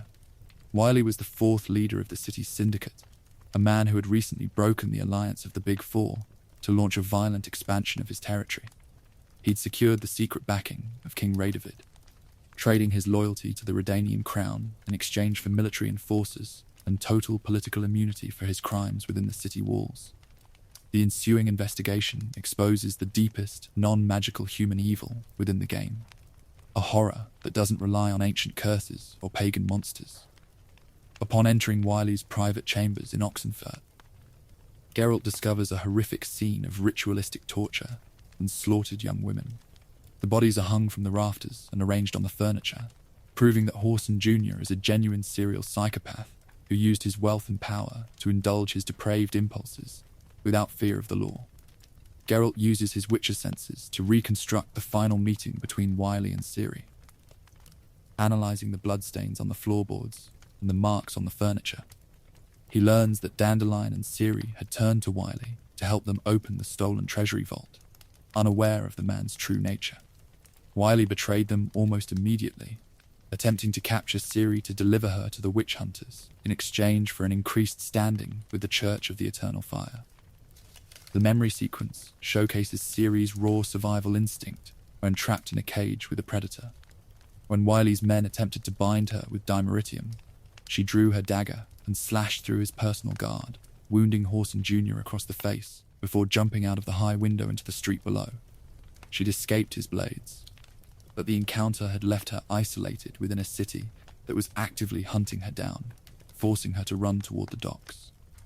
Geralt corners Whoreson Jr. in the middle of his ruined palace, the warlord reduced to a sniveling coward when faced with the cold fury of the White Wolf. Wiley tries to defend his actions by quoting his deal with Radovid, believing his political value will protect him from a witcher's blade. The player is faced with a definitive moral choice: execute Wiley on the spot for his monstrous crimes, or leave him alive to face the judgment of the underworld he betrayed. If Geralt kills him, the vacancy is filled by the shape-shifting Doppler Dudu, who uses Wiley's appearance to turn his criminal empire into a benevolent trade network. If left alive, Wiley is stripped of his wealth and his protection by his former allies, reduced to a broken beggar who rots in the gutters of the Bits, his name turned into a joke among the thieves. The confrontation proves that the worst monsters on the continent don't always wear scales or growl in the dark. Part 23. Priscilla, Dandelion, and the Human Heart of Novigrad. Amidst the oppressive bleakness and systemic corruption of Novigrad, the narrative introduces Priscilla, a brilliant calligrapher and talented troubadour who operates under the stage name of Calanetta. She is Dandelion's romantic and artistic partner, a woman whose intelligence and creative spirit match the bard's flamboyance, but with a grounded maturity that he lacks. Her presence provides a sharp contrast to the violence of the gang leaders, representing the enduring value of art and loyalty in a world at war. Her performance of the Wolven Storm at the Kingfisher Inn acts as a profound emotional anchor for the entire game, a quiet moment where the noise of the city stops completely. The ballad translates Geralt and Yennefer's tragic, magically bound love story into a public song, her voice carrying the weariness of 2 lifetimes spent in the middle of a conflict. The scene is experienced by the listener through the closed eyes of the patrons, a sensory reminder that genuine emotion still exists behind the stone walls. Priscilla's loyalty to Dandelion is what drives her to risk her own safety to help Geralt with his investigation. She uses her knowledge of the city's social networks to track the bard's movements prior to his capture, acting as the primary coordinator for the rescue operation. She doesn't have a sword or a sign, relying only on her wits and her understanding of human nature to navigate the shifting allegiances of the underworld. She is the human heart of a city that has spent months burning its own citizens. However, the darkness of Novigrad touches her directly during a subsequent quest involving a serial killer known as the Carnal Sins Murderer. Priscilla is brutally attacked in a back alley following a performance, her throat doused with acid by a fanatical killer who views her art as an affront to the eternal fire. The attack strips her of her voice and leaves her scarred in a hospital bed, a personal tragedy that cuts Geralt and Dandelion deeper than any political betrayal. The hunt for her attacker turns into a dark detective story through the city's morgues and morgue carriages, leading Geralt to a high-born vampire who operates under the guise of an imperial coroner. The confrontation is fueled by a personal desire for justice, a rejection of the idea that an artist's life can be discarded to satisfy a monster's dogma. Geralt dismantles the killer, proving that protection is a duty that applies to the defenders of culture just as much as it applies to princesses. Priscilla survives the ordeal, her recovery guided by Dandelion's unwavering devotion as he stays by her bed to help her relearn how to speak. Their relationship remains a symbol of quiet resistance against the fascist order of the state. They show that despite the rampant religious executions and the greed of the crime lords, genuine love and artistic expression cannot be permanently silenced by the fire. They are the light that stays clean in the middle of a dirty city. Part 24. Radovid and the Fate of the North. Geralt is pulled directly into high-level espionage when he is summoned aboard the flagship of King Radovid V, located at the docks of Oxenfurt. Radovid is depicted not as a glorious monarch, but as a clinical, tactical military genius whose mind is rapidly slipping into a severe madness. He sits in his dark cabin, playing chess with blank pieces, viewing the states of the north as numbers to be shifted, and the people as resources to be consumed by his war against Nilfgaard. His pathological hatred for sorceresses has driven him to turn Redania into a fascist police state, where the witch hunters are given total authority to purge anyone who possesses a drop of magic. He's planning to conquer Novigrad, to seize its immense treasury, believing that the city's wealth is the only thing that can fund his defense against the southern legions. He treats Geralt with a mocking familiarity, seeing the Witcher as a useful freak who can be pointed at his political enemies. This encounter introduces a massive political subplot that determines the geopolitical future of the entire continent. Sigismund Dijkstra and Vernon Roche approach Geralt with a treasonous, top-secret assassination plot against Radovid, framing his death as the only logical way to save the North from complete self-destruction. They realize that if Radovid wins the war, his madness will turn the entire land into an execution ground, purging every non-human and magic user from the mountains to the sea. Geralt's forced to confront the failure of his own ideal of neutrality when faced with a tyrant of this magnitude. He can choose to assist the conspirators, acting as the bait to lure Radovid into an ambush in a narrow alleyway, or he can wash his hands of the plot to focus entirely on Ciri. The choice is a direct test of his conscience. Let a mad king rule the north to protect his own code, or become a literal regicide to protect his friends from the pyres. If Geralt assists in the assassination, the encounter concludes with a violent confrontation on the bridge, where Radovid's personal guard is dismantled by the conspirators, and the king is executed by Philippa Eilhart. His death triggers an immediate shift in the war, leaving the Redanian army leaderless and opening the gates for the Nilfgaardian advance. But the victory is immediately followed by a secondary betrayal, as Dijkstra turns his weapons on Roche to claim total control of the north. Radovid's presence in the game is a reminder of how power corrupts the human mind when married to fear and prophecy. He is a king who built an army to save his people, and who ended up burning them to satisfy his own paranoia. His political thread is intertwined with Ciri's trail, as his agents are constantly trying to capture the girl to secure her elder blood for his vaults. Geralt leaves his flagship with a profound sense of disgust, knowing that the kings of men are often more dangerous than the entities in the deep woods. Part 25. Skellige, the land of old blood. Sailing across the tempestuous northern seas, Geralt travels to the Skellige Isles, a harsh, volcanic archipelago inhabited by fiercely independent clans. Unlike the feudal, corrupt societies of the continent, Skellige culture is anchored in ancient Nordic Gaelic traditions, rigid codes of personal honor, and ancestor worship. It's a land where the natural environment is so unforgiving that monsters like sirens, bears, and giants are woven directly into the daily survival and mythology of the local populace. The islands are divided among the powerful seafaring clans, and Crate, Tursich, Drummond, and others, who maintain a tense peace through a system of tribal laws and blood debts. They view the continental kingdoms with a deep contempt, seeing the humans of the south as soft, untrustworthy courtiers who have traded their honor for gold and stone palaces. A Skelligeman doesn't bow to a crown, he bows to the sea and the reputation of his ancestors, choosing a life of seasonal raiding over the security of an empire. The geography of Skellige is a physical manifestation of this rugged philosophy, a place of jagged cliffs, freezing waters, and pine forests that grow on the edges of mountains. The air's clean, cold, and loud with the sound of the waves, a sharp contrast to the oily ash of Novigrad or the rot of Velen. The people live in stone longhouses, heated by central peat fires. Their hospitality as fierce as their violence. They respect strength and clarity of mind above all else, treating the Witcher as an equal due to his legendary skill with a blade. Monsters in Skellige are treated not as a plague to be purged, but as a natural function of the world's sharpness. A Jarl won't hire a Witcher to clear out an enclave out of fear.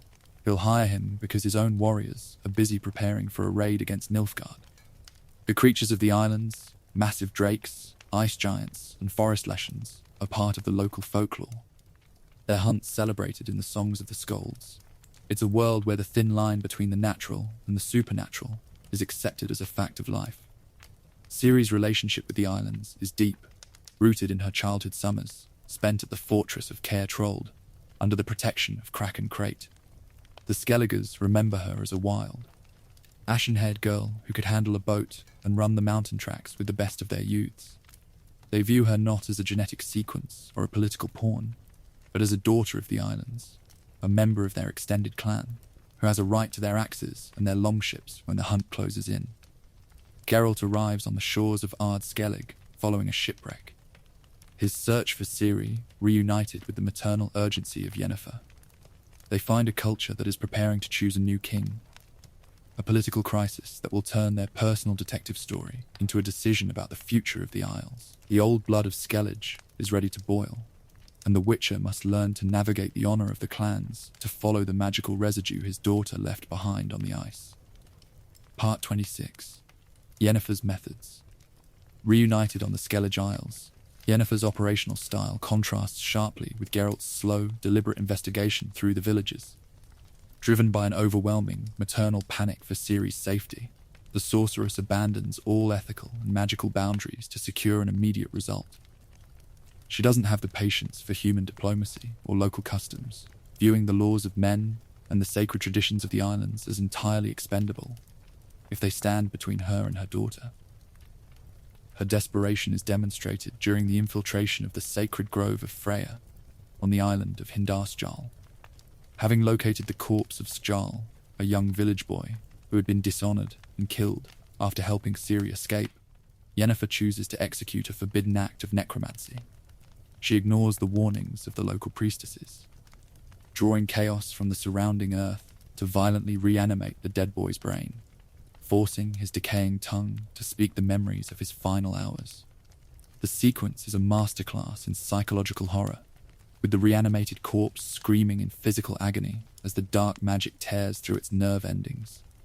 Yennefer manages the systemic degradation of the spell with a mechanical precision, her eyes cold and focused while the body convulses on the stone altar. She rips the necessary information from his consciousness, forcing him to describe Ciri's escape from the wild hunt before letting the corpse dissolve back into the dirt. This act of necromancy has a permanent, catastrophic cost for the local environment, causing the sacred garden of the goddess to instantly wither and die. The ancient trees turn black, the holy springs dry into mud, and the priestesses cast Yennefer out of their community with a curse, branding her as a defiler of their faith. Yennefer accepts their hatred without a single word of apology, treating the destruction of her ancient sanctuary as a minor utility fee for her daughter's life. Geralt watches these methods with a deep unease, realizing that the sorceress has become a danger to herself and everyone around her. Her love for Ciri's real, but it's a terrifying, absolute love that functions like a natural disaster. She tells the Witcher that she would sacrifice the entire continent and every soul living in it to save Ciri from Eredin's blades. A statement that showcases the absolute limits of her pragmatism. She doesn't look for a lesser evil, she creates her own. The information gained from Skjal's corpse provides them with the definitive lead they needed, pointing their search toward the mysterious creature known as Uma. Yennefer's methods were monstrous, but they were effective, bypassing weeks of tracking to hand Geralt the key to the final room. She stands in the ruins of the garden, her clothes stained with the black residue of the spell, her obsidian star catching the cold light of Skellige as she prepares the next step of their operation. Part 27. Ciri and the Mask of Ouroboros. To reconstruct the final moments of Ciri's flight from the Skellige shores, Geralt and Yennefer are forced to steal the Mask of Ouroboros from the private laboratory of the Archdruid Ermion. The artifact is an ancient, highly volatile elven focus, capable of looking back through time by manipulating localized space-time anomalies. Ermion had hidden it away because its use carries an immense risk of magical backlash, a force that can summon localized storms and unhinge the weather of an entire island. Yennefer ignores the druid's warnings, deploying the mask in the middle of a scarred pine forest that had been devastated by a sudden explosion of energy weeks before. As Geralt wears the mask, his Witcher senses are flooded by the echoes of the past, seeing the physical reality of Ciri's escape manifest through the mists of time. He witnesses his daughter, accompanied by a mysterious masked elven mage, running through the trees while the sky above them turns the purple color of the hunt. The temporal vision reveals a desperate battle on the shores of Skellige, with the riders of the wild hunt materializing through localized rifts to corner their target. Ciri's elven companion managed to hold back the cavalry using an advanced staff magic, but the pressure of the pursuit forced Ciri to unleash the full power of her elder blood. The sudden, uncontrolled teleportation jump she executed released a wave of kinetic energy so immense that it physically shattered half the mountain. The feedback from her escape left behind a massive scar of corrupted energy that still bleeds magic into the Skellige air, turning the forest into a graveyard of frozen wood and twisted spirits. Geralt tracks the visual path of the echo, seeing how close Caranthes' staff came to pinning her before she disappeared into the void. The mask provides them with the forensic proof that Ciri was not just running from an army, but from a cosmic disaster that was closing the gap at a lethal pace. The use of the mask triggers the very environmental backlash that Ermion had predicted, summoning a violent tempest that lashes the coast with freezing rain and lightning. Geralt and Yennefer have to fight their way through a pack of foglets attracted by the magical discharge. their coordination as a team the only thing that keeps them from being consumed by the storm. This sequence shows that following Ciri require them to operate within the ruins of the world she leaves behind. The final echo seen through the mask points directly to the shore, where a small boat had washed up following the explosion. Geralt realizes that after her jump, Ciri was hidden away in a state of magical stasis, while her elven companion was struck by a powerful degeneration curse that altered his physical form. The trail of the mask has concluded, connecting the magical disaster of Skellige with the misshapen creature that Geralt had already seen months ago in the mud of Velen. Part 28. The King's Wake. Following the death of King Bran, the Skellige Isles are plunged into a massive succession crisis, turning the search for Ciri into a complex political story that involves the future of the entire archipelago. Geralt attends the royal wake at the fortress of Kaer Morhen, where the powerful Jarls have gathered to present their heirs for the crown. The atmosphere is one of competitive warrior pride, filled with the sound of clashing shields, ancient oaths, and the heavy drinking of the clans. Geralt finds himself caught between the separate ambitions of Crack and Crate's children, who represent two different paths for the culture of the islands. Hjalmar, the son, embodies the traditional warrior spirit of Skellige, a reckless hero who has built his reputation on hunting giants and launching bloody raids against the Nilfgaardian fleet. He promises a future of continuous conflict, a return to the old ways where the clans live by the sword and the law of the sea. Beside him stands his sister, Cerys, a progressive strategist who believes that Skellige's survival requires a shift from futile seasonal raiding to internal stability and economic unification. She doesn't look for glory on the battlefield, relying on her sharp intellect and her understanding of tribal law to navigate the feuds of the Jarls. She represents the final hope for a golden age of peace, a perspective that many traditional warriors view as an insult to their ancestors. The wake is violently interrupted when a group of mysterious giant bears suddenly erupts from the feast halls, slaughtering the young heirs of the ruling families and turning the banquet into a charnel house. The attack is a political assassination designed to discredit Clan and Crate, as the tragedy happened under Cratch's roof. Geralt is forced to act as a forensic investigator, using his Witcher senses to analyze the bloodstains, the severed parts, and the mead barrels in the hall.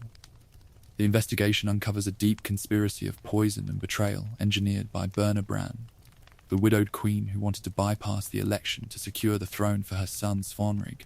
She had used a specialized alchemical compound derived from berserker mushrooms to turn the young warriors into mindless beasts during the feast. Geralt's evidence exposes her treason before the conclave of Jarls, leading to her legal execution on the rocks of Sund.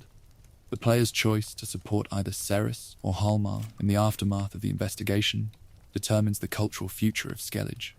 Cerys transitions the Isles into a unified, prosperous nation that can stand against the South through diplomacy, while Hjalmar locks the clans into an endless cycle of futile raiding that bleeds their numbers dry.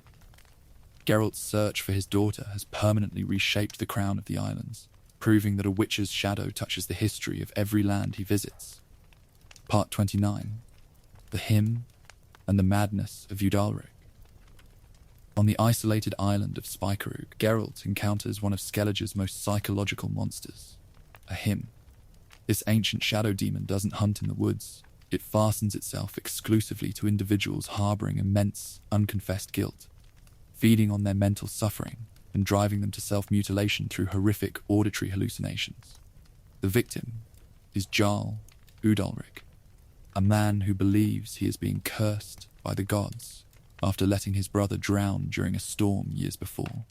The atmosphere of the quest is one of pure psychological horror, with Udalric living in a pitch-black longhouse filled with the sound of his own weeping. The Hymn manifests as a towering shadow that stands behind his chair, its clawed fingers touching his temples whenever he tries to sleep.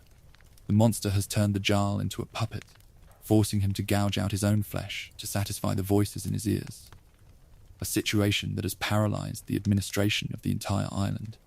Working alongside Cerys and Crate, Geralt is faced with two distinct methods for resolving the contract, a choice that tests his Witcher skills against her tactical intellect. He can choose the traditional Witcher path, which requires him to spend a night in the haunted longhouse with a silver sword, drawing the him into the physical realm by matching his own dark memories against the shadow demon in a brutal sword fight.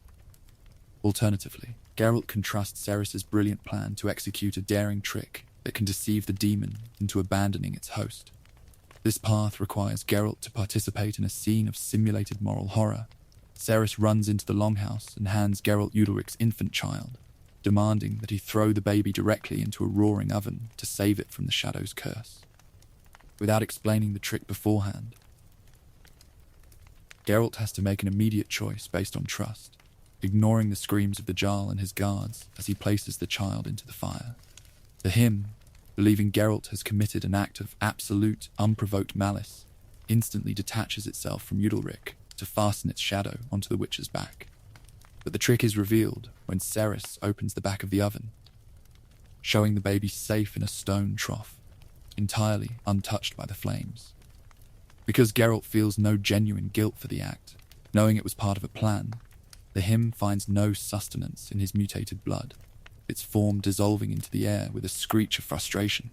This resolution saves Udalric's life and his mind without a single drop of blood being spilled, proving that Ceres's intellect is a more effective weapon than a silver blade. It remains one of the best examples of Skellige's dark folklore, where the mind must outmaster the shadow. Part 30. The last clues to Ciri. As the separate investigations from Velen, Novigrad and Skellige finally converge, Geralt sits in the tavern of Kaer to synthesize the forensic data he's gathered across the continent. Every scrap of paper, every eyewitness testimony, and every magical residue begins to align into a single, cohesive timeline. He realizes that Ciri's journey has been a masterclass in interdimensional survival, a long road where every stage of her flight was managed by a mysterious masked elven mage. The data from the Skellige explosion proves that after her frantic teleportation escape from the Red Riders, her companion was struck by a powerful degeneration curse that began to systematically deconstruct his biology. To protect Ciri from the magical tracking of Eridan's navigators, the elven mage used his advanced knowledge of elder blood genetics to hide her away within a deep, magical stasis pod, a defensive spell that effectively turned her body cold and reduced her signature to 0. The final clue connects this elven mystery straight back to Uma, the grotesque, misshapen little creature that had been washed ashore on the Skellige coast weeks before. The acronym for the ugliest man alive, is a biological puzzle, his physical form a chaotic mutation of multiple species that cannot process human speech or maintain a stable posture. He's a mindless court jester who had been traded among merchants before landing in the hands of the bloody Baron at Crow's Perch. Geralt realizes that the key to finding his daughter has been staring him in the face since his first night in the Velen fortress. Uma is not a natural monster. He is the physical prison of Ciri's elven companion. His mind and body collapsed beneath the weight of the degeneration curse. The creature is the only entity on the continent who knows the exact location of the stasis pod where Ciri is hidden, making his recovery the primary priority for the entire Imperial operation. This realization forces Geralt to plan a return to the No Man's Land to claim the creature from the remnants of the Baron's garrison. He knows that transporting a cursed entity across the continent will be a logistical nightmare, as Uma's body constantly secretes a magical discharge that acts as a signal to the predators of the path. But the period of tracking is over. The detective's story has reached its conclusion, and the mission must transition from a search to a rescue. The trails from the mud of the swamp, the stone of the city, and the ice of the islands have finally converged on a single, misshapen target. Geralt checks his oil pouches, sharpens his silver sword, and prepares his horse for the long ride back to the wolf stronghold. The final act of the hunt is preparing to open, and the White Wolf must bring the keys of the multiverse back to the mountains of his youth to face the riders of the Red Sky. Part 31. Uma and the Curse. Geralt returns to Velen to claim the creature known as Uma, recognizing the misshapen monster as the only physical link to his daughter's whereabouts. The small entity sat at Crow's Perch as a court jester, ignored by the rough garrison who viewed it as a mindless freak. The Witcher sees past the grotesque form, understanding that this organism is a biological vessel containing a powerful consciousness. The local legends say the creature washed ashore on the Skellige coast before being traded around like a piece of currency. It's a living lock that holds the secrets to her elven disappearance. Transporting the deformed creature across the war-torn landscape becomes a complex logistical nightmare for the Witcher. Uma's body constantly secretes a strange magical discharge that interferes with nearby elements and sets off Geralt's wolf medallion. This erratic energy leaves a distinct trail in the air, acting as a beacon for the wild predators that hunt along the roads. Geralt must maintain a steady pace, keeping the creature secured to his saddle while avoiding the eyes of Nilfgaardian patrols and regional bandit gangs. The journey across the kingdoms is a quiet crawl through a world that's falling apart. The physical reality of Uma represents a massive biological puzzle that defies traditional alchemical knowledge. His body is a chaotic mutation of multiple species, featuring mismatched limbs and a fluid-filled spine that forces a clumsy posture. He can't process human speech, responding only to simple gestures with a series of wet gurgles and blank stares. The Witcher handles the creature with a careful directness, realizing that beneath the surface of this small monster lies the mind of a person who risked everything to protect Ciri during her initial flight. The elven curse that binds the host's mind is a masterclass in ancient magic, designed to systematically erase the identity of the target. It's an internal prison that blocks any attempt at telepathic communication or mental filtering by normal sorceresses. Yennefer recognizes the complexity of the spell immediately, understanding that a simple dispelling incantation would instantly crush the host's nervous system. The curse wasn't laid out of casual malice. It was a calculated defense mechanism meant to keep the navigator's secrets from falling into the hands of the Red Riders.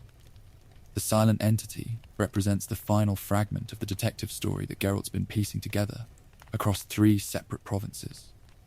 Every clue from the mud of the swamp, the stone of the city, and the sea of the islands leads back to this single courtyard jester. The realization adds a layer of quiet urgency to the Witcher's movements, as he understands that the key to finding his daughter has been staring him in the face for months. He can't leave the creature in the hands of soldiers who view it as an amusement, forcing him to take the reins. The path leads away from no man's land, heading toward the high peaks where the old secrets are kept. Geralt knows that resolving this alchemical mystery will require resources that can't be found in a common village or a wealthy trading port. He must bring the creature back to the single stronghold equipped to handle the darkest procedures of the trade. The road north is long, and the autumn frost is already beginning to whiten the grass, a warning that the final stand is approaching. Part 32.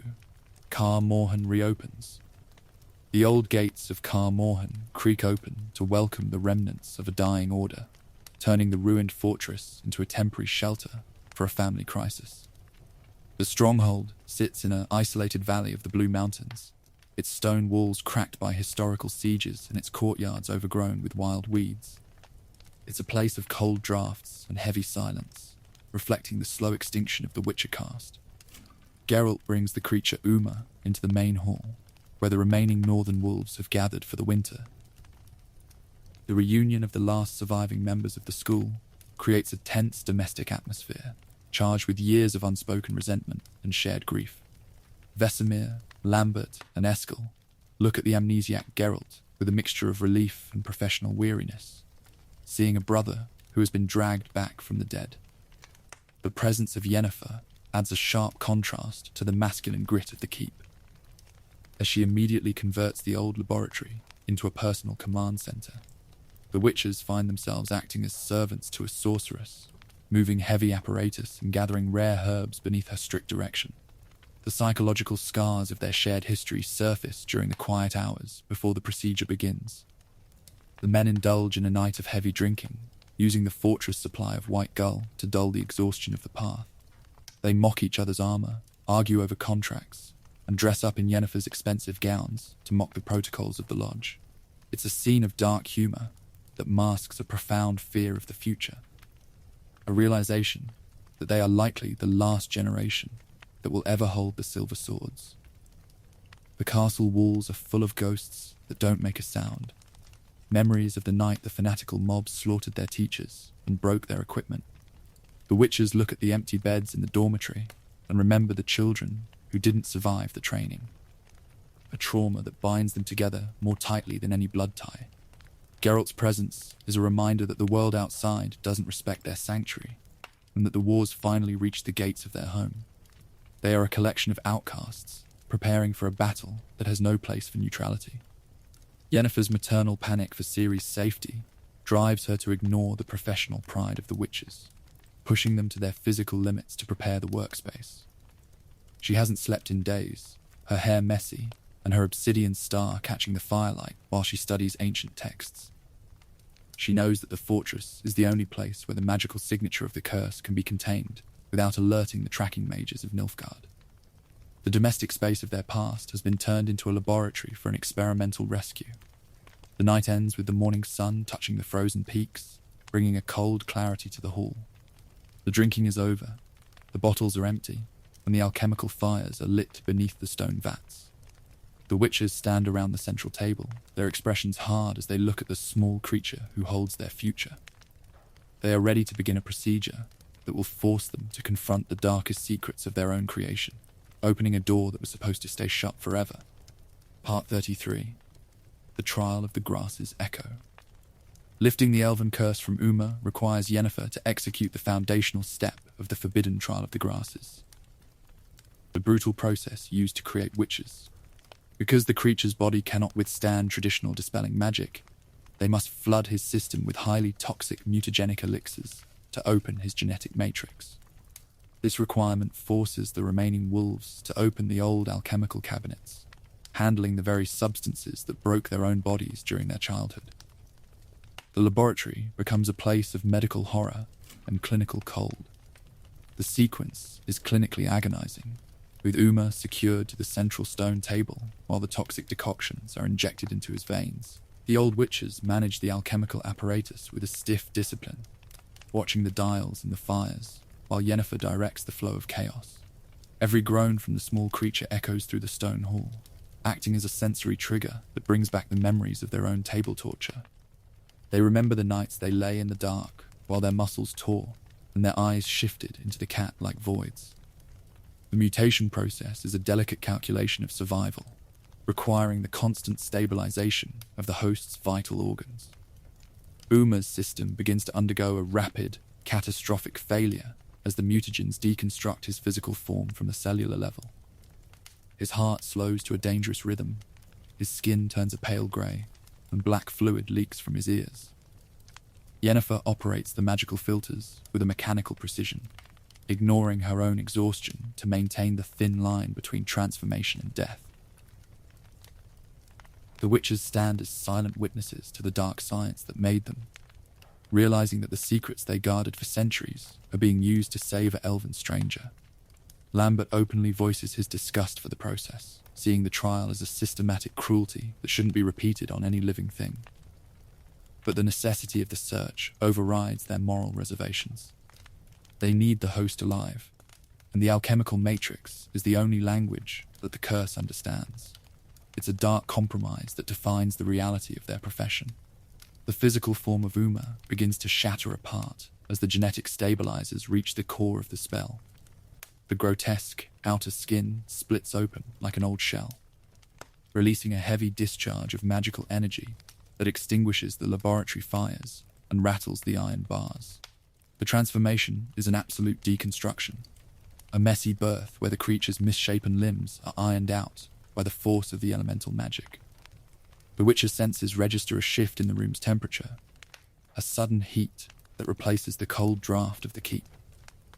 The entity that emerges from the wreckage of the host is not a human warrior or a minor mage, but an ancient figure of elven history.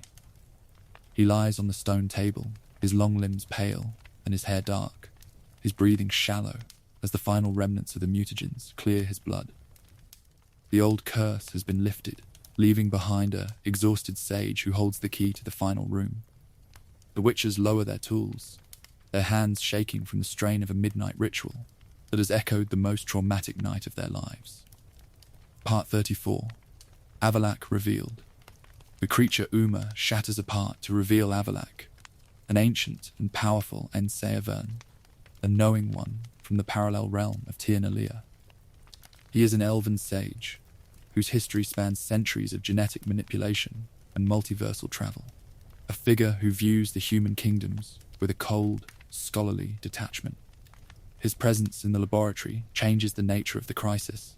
He is not a victim to be rescued, but a master strategist who has been managing Ciri's movements from the shadows since her return. The remaining witches and Yennefer view the sage with immediate, deep suspicion. Avalak is an enigmatic figure who speaks the elder speech with an aristocratic elegance, treating the stone walls of Kaer Morhen as a primitive fortress. He doesn't offer thanks for his painful extraction, moving straight to the tactical facts of the pursuit. He reveals that he used his advanced knowledge of Elder Blood genetics to shield Ciri from Eredin's tracking magic, acting as her occult mentor during her flight across the worlds. His relationship with Ciri's lineage is complex, tracing back to the original betrayal of Lara Dorren. The sage views Ciri not just as an adopted daughter or a runaway princess, but as the final, precious result of a 1,000-year breeding program that was stolen by the human race. This perspective creates an immediate psychological friction between him and Geralt. The elven scholar cares about the preservation of the gene, while the white-haired witcher cares about the survival of the girl. They are two guardians with entirely different definitions of protection. Avalak informs the council that Ciri is currently hidden in a deep, magical sleep on the hidden Isle of Mists, a border world location that exists outside the normal map of the continent. He explains that the stasis spell was necessary to lower her magical signature to 0, keeping her hidden from the hunt's navigators while he resolved his own curse. But he warns that her awakening will act as a universal trigger, lighting a magical fire that will instantly summon the final charge of the Red Riders. The sage's intelligence provides the council with the exact coordinates they need, but his cooperation comes with a price. He demands to lead the magical preparation for the coming battle, asserting that human sorcery is entirely insufficient to face the military technology of the NL cavalry. He looks at Yennefer and Triss with a quiet condescension, seeing them as children playing with a resource they don't understand. He is a cold ally who shares their enemy, but not their humanity. Geralt prepares his boat for the voyage to the Mists, realizing that the elven scholar has handed him a map that leads straight into a trap. He can't trust the sage's motives, but he has no other choice if he wants to see his daughter alive. The alliance with Avalak is a tactical necessity, a contract written in the language of cosmic prophecy. The Witcher leaves the hall, his mind fixed on the image of a masked elf who has been playing a game where Ciri's life is just a single move on the board. Part 35. Ciri found on the Isle of Mists.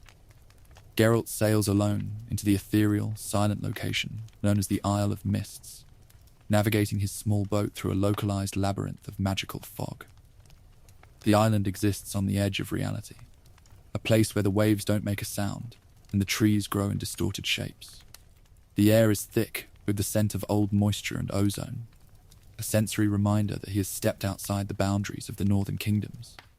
He's a solitary hunter moving through a world of ghosts, his wolf medallion completely dead in the thick mist.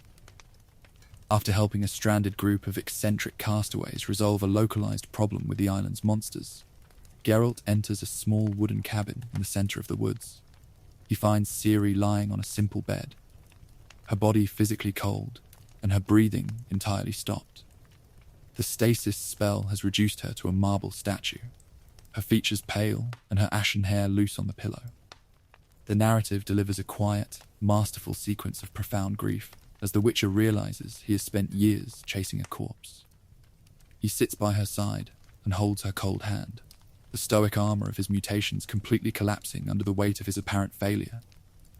He remembers the courtyard of Sintra, the farmyard at Sodden, and the winter drills at Kaer Morhen, realizing that the destiny he fought for so long has ended in a silent room at the edge of the world. For a few minutes, the White Wolf is just an old father crying over the body of his child, his dry wit erased by the absolute silence of the cabin. The magical firefly guide provided by Avalak enters the room through the open window, its small light circling the bed before dissolving into Ciri's chest. The contact breaks the elven stasis spell, releasing a warm wave of kinetic energy that restores the color to her skin and restarts her heart. Her eyes open to see the white-haired man sitting beside her, her confusion instantly turning into a sudden, tearful recognition. Their silent embrace serves as the emotional apex of the entire journey. The conversation that follows is a quiet exchange of shared trauma and survival stories. Ciri speaks of the worlds she's seen, the cities of glass and the flying wagons, describing a multiverse that's far larger than the continent she left behind. But she also speaks of the exhaustion of the chase, the constant fear of the Red Riders, and the loneliness of a life spent in exile. Geralt listens with a quiet pride, seeing that the girl he raised has become an independent woman who understands the weight of her own blood. They leave the cabin together, the magical mist of the island lifting as they step back onto the boat. Ciri's awakening has already sent a ripple through the spiral, a signal that will bring the tracking ships of the Wild Hunt straight to their home stronghold. Geralt handles the oars, his mind clear for the first time since his amnesia began. He has found his daughter, and he's ready to bring her back to the mountains to face the winter on their own terms. Part 36. Gathering allies. Aware that the Wild Hunt will track Ciri's signature the moment she leaves the island, Geralt spends the next phase traveling across the continent to cash in every favor. He doesn't go as a beggar, but as a commander building a coalition out of the relationships the player has protected throughout the earlier chapters. Every personal friendship, political debt, and financial agreement is placed on the scale, turning a solitary witch's hunt into a collaborative continental alliance against an extra-dimensional threat. The strike force he assembles at Kaer Morhen is an eclectic collection of the most powerful and dangerous individuals on the continent. Triss Merigold arrives from her underground resistance in Novigrad, her magical fire ready to defend the courtyard. The Skellige monarchs send their finest warriors, with Hjalmar leading a squad of axemen who view the elven cavalry as a worthy challenge for their honor. Even rogue elements like Letho of Goulet join the line. His Viper Steel volunteered to settle an old debt with the White Wolf. Geralt also recruits Kira Metz, the cynical sorceress from the Velen woods, whose alchemical knowledge provides them with specialized defensive wards. Vernon Roche brings his remaining Temerian guerrillas, turning their specialized tactical skills from counter-insurgency warfare to the defense of a castle wall. This segment demonstrates the profound weight of the player's choices.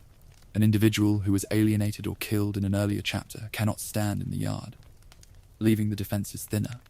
The arrival of the allies at the mountain fortress transforms the crumbling ruin into a bustling garrison. The old hall is filled with the sound of sharpening swords, clearing armor, and the arguments of mages who distrust each other's methods. Geralt moves through the camp as the central anchor, coordinating the strategy with Vesemir and Avalanche. He realizes that these people haven't gathered to save a kingdom or serve an emperor. They've gathered because they trust the mutant with the white hair. The domestic space of Kaer Morhen is fortified with specialized traps and defensive installations designed by the witches. They build dimeritium mines to collapse the hunt's portals, compound hyper-toxic oils for their blades, and construct stone barricades to funnel the enemy infantry into the killing zones. Avalak provides them with advanced elven wards to disrupt Eredin's navigation magic, creating a tactical defense system that blends the science of 3 separate races into a single shield. The final night before the assault is marked by a quiet, heavy preparation. The allies stand at their posts along the battlements, looking out at the dark forests of the valley while the temperature begins to drop. Geralt stands beside Ciri at the main gate, their blades clean and their expressions fixed. They know that the castle cannot hold out forever against the numbers of the Red Riders, but they've built a line that's ready to bite before it breaks. Part 37. The Battle of Kaer Morhen. The Red Riders launch a full-scale, interdimensional assault on Kaer Morhen, plunging the ancient fortress into a chaotic nightmare of frost and iron. The sky above the valley splits open in a dozen places, releasing the massive, spectral ships of the hunt that drop into the clouds like black omens. A sudden wave of heavy white frost rolls over the battlements, freezing the stone walls and suffocating the fires in a matter of seconds. The defenders are instantly engaged in a frantic struggle to close the localized rifts before the elven infantry can overrun the outer courtyard. The battle is a masterclass in tactical escalation, with every ally executing their specific role in the defensive plan. Yennefer stands on the highest tower, her arms raised as she maintains a massive, straining magical shield that deflects the freezing blizzards and prevents the ships from landing inside the keep. Her breath is short, her veins bulging from the immense pressure of the chaos she's channeling to keep the ceiling from collapsing. Below her, Lambert and Geralt utilize their Witcher signs and Dimeritium bombs to systematically dismantle the portals in the woods. The infantry of the hunt, the elite elven warriors dressed in skeletal plate armor, move through the rifts with a silent, terrifying discipline. They are accompanied by waves of wild hunt hounds, vicious quadrupeds carved from ice and muscle that tear through the stone barricades. Hjalmar's Skelliges meet them with an equal violence, their axes leaving a trail of blue blood on the frozen grass. The combat is a messy, high-speed collision of styles, where a witcher's swordplay must parry the advanced spear magic of an extra-dimensional army. Inside the keep, Ciri openly defies the strict orders of her guardians, refusing to sit in a safe room while her family bleeds in the yard. She draws her silver blade and unleashes her elder-blood velocity, her blink strikes appearing as a white blur that cuts through the elven lines to rescue Eskel from an ambush by the hunt's general, Kaer. Her power is a magnificent, dangerous display that illuminates the dark courtyard, proving that she is the most lethal asset on the field. Despite their combined tactical genius and the bravery of the defenders, the hunt's overwhelming numbers begin to systematically breach the inner defenses. Kaer uses his magical staff to summon a localized blizzard that freezes the allies in place, turning Triss, Roche, and the Skelliges into helpless statues of ice. The outer gates are smashed by the heavy battering rams of the riders, and the freezing fog fills the main hall, separating Geralt from his daughter. The battle enters its final, desperate phase as the remaining defenders are pushed back to the central keep. The walls that held out for centuries are cracking under the weight of the elven magic, and the air is thick with the scent of ozone and blood. Geralt claws his way through the ice, his eyes fixed on the central courtyard, where the shadow of Eredin's flagship is finally touching the stones. The safe place of his youth has become a death trap, and the line is running out of options. Part 38. Vesemir's death. The assault on the inner keep culminates in a devastating tragedy, when the commander of the hunt's infantry, Imlerith, captures the elderly Witcher mentor, Vesemir. The massive elven general holds the old master by the throat in the center of the burning courtyard, using him as a physical hostage to force Ciri to surrender her weapon. Eredin stands behind them, his skeletal helmet catching the light of the fires as he prepares to claim the prize he's been chasing across the multiverse. The defenders are frozen in place, their weapons lowered as they look at the man who made them. Vesemir looks at Ciri, his expression completely free of fear or regret, seeing the little girl he trained in the same yard years before. He refuses to let his adopted granddaughter trade her life for his remaining years, understanding that her freedom is the only legacy the Wolf School has left. Using his final breath, the old master draws a hidden dagger from his belt and drives it deep into the joint of Imlerith's plate armor. The general reacts with an immediate, brutal reflex, snapping Vesemir's neck with a sharp twist of his iron hand.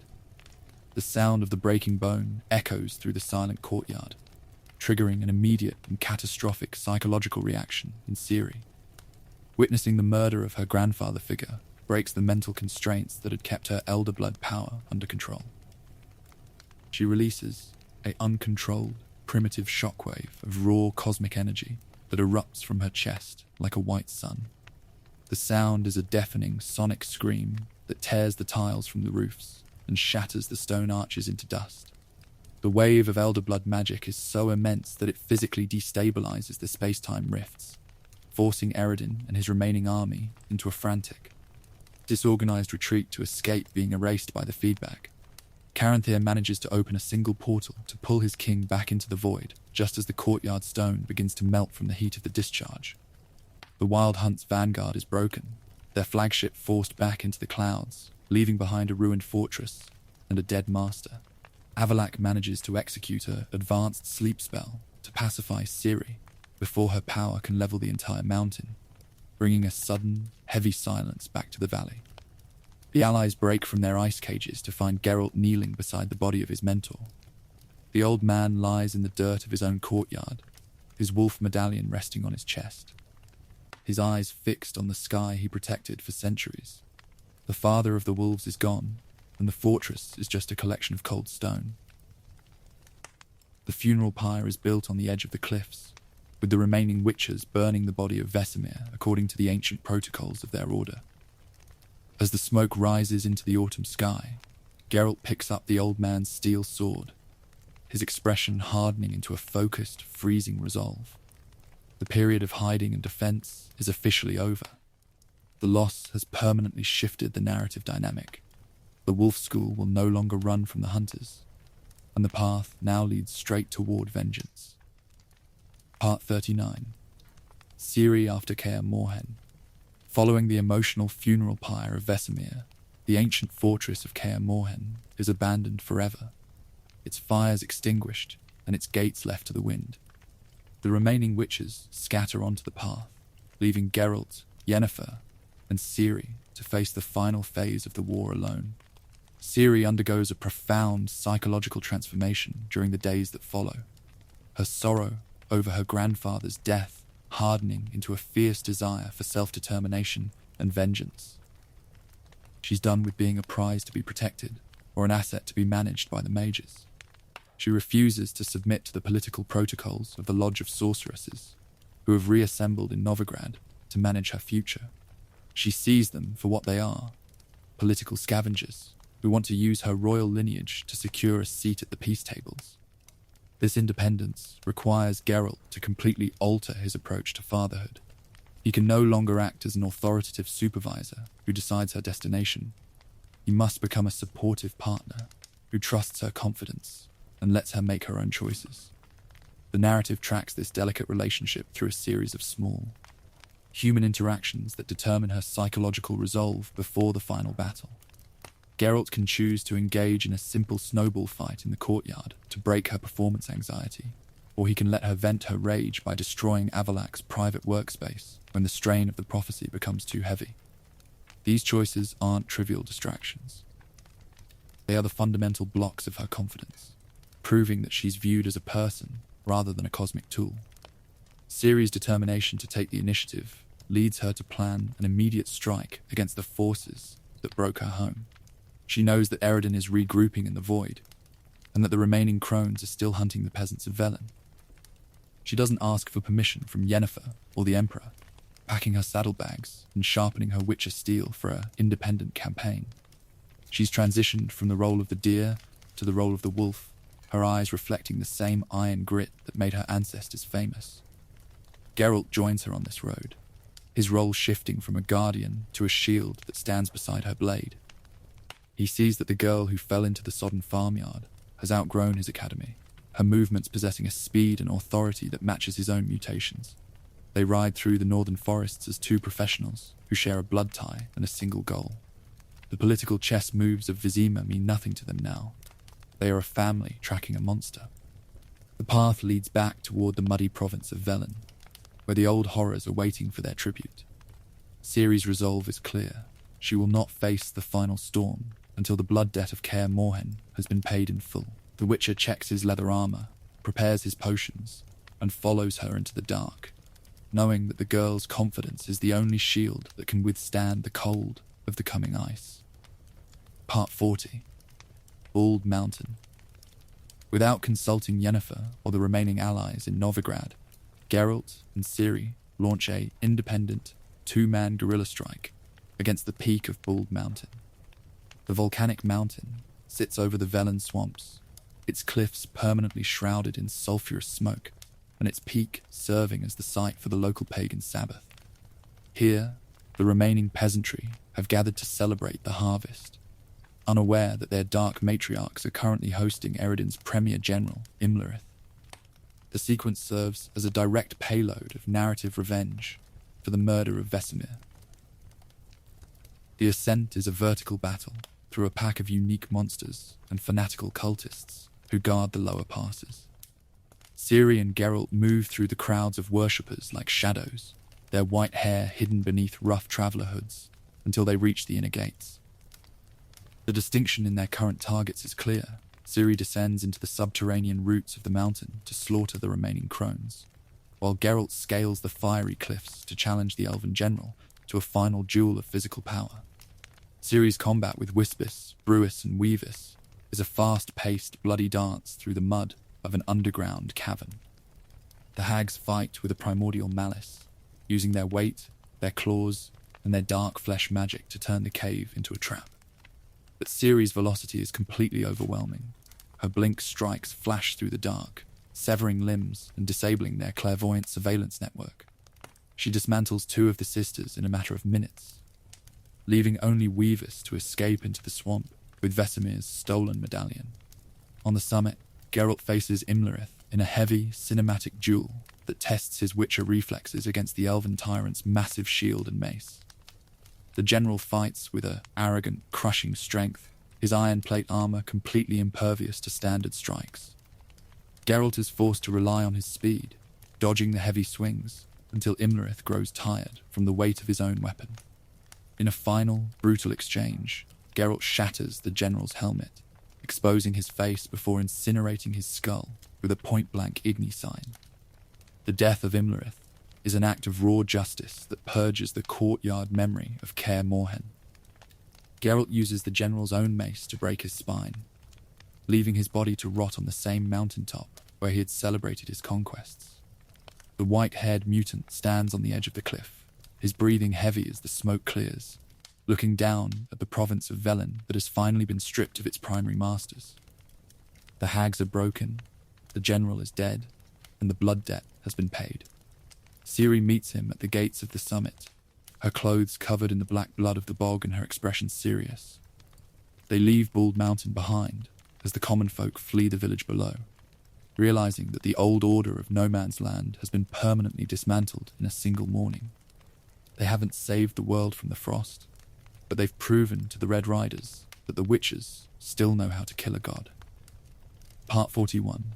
Avalak's Secret Laboratory.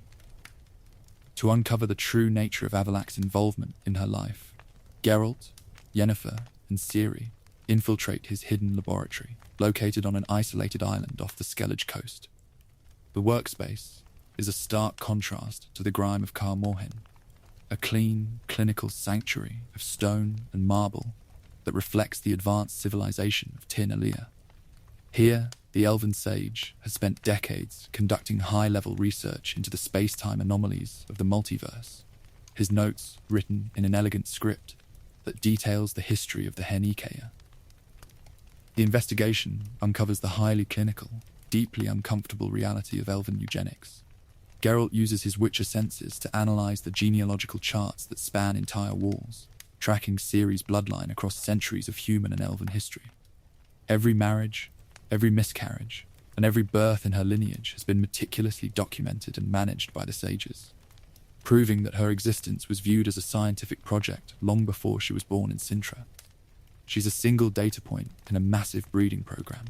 The domestic tension in the lab reaches a breaking point when they encounter an aristocratic elven woman who serves as Avalak's assistant.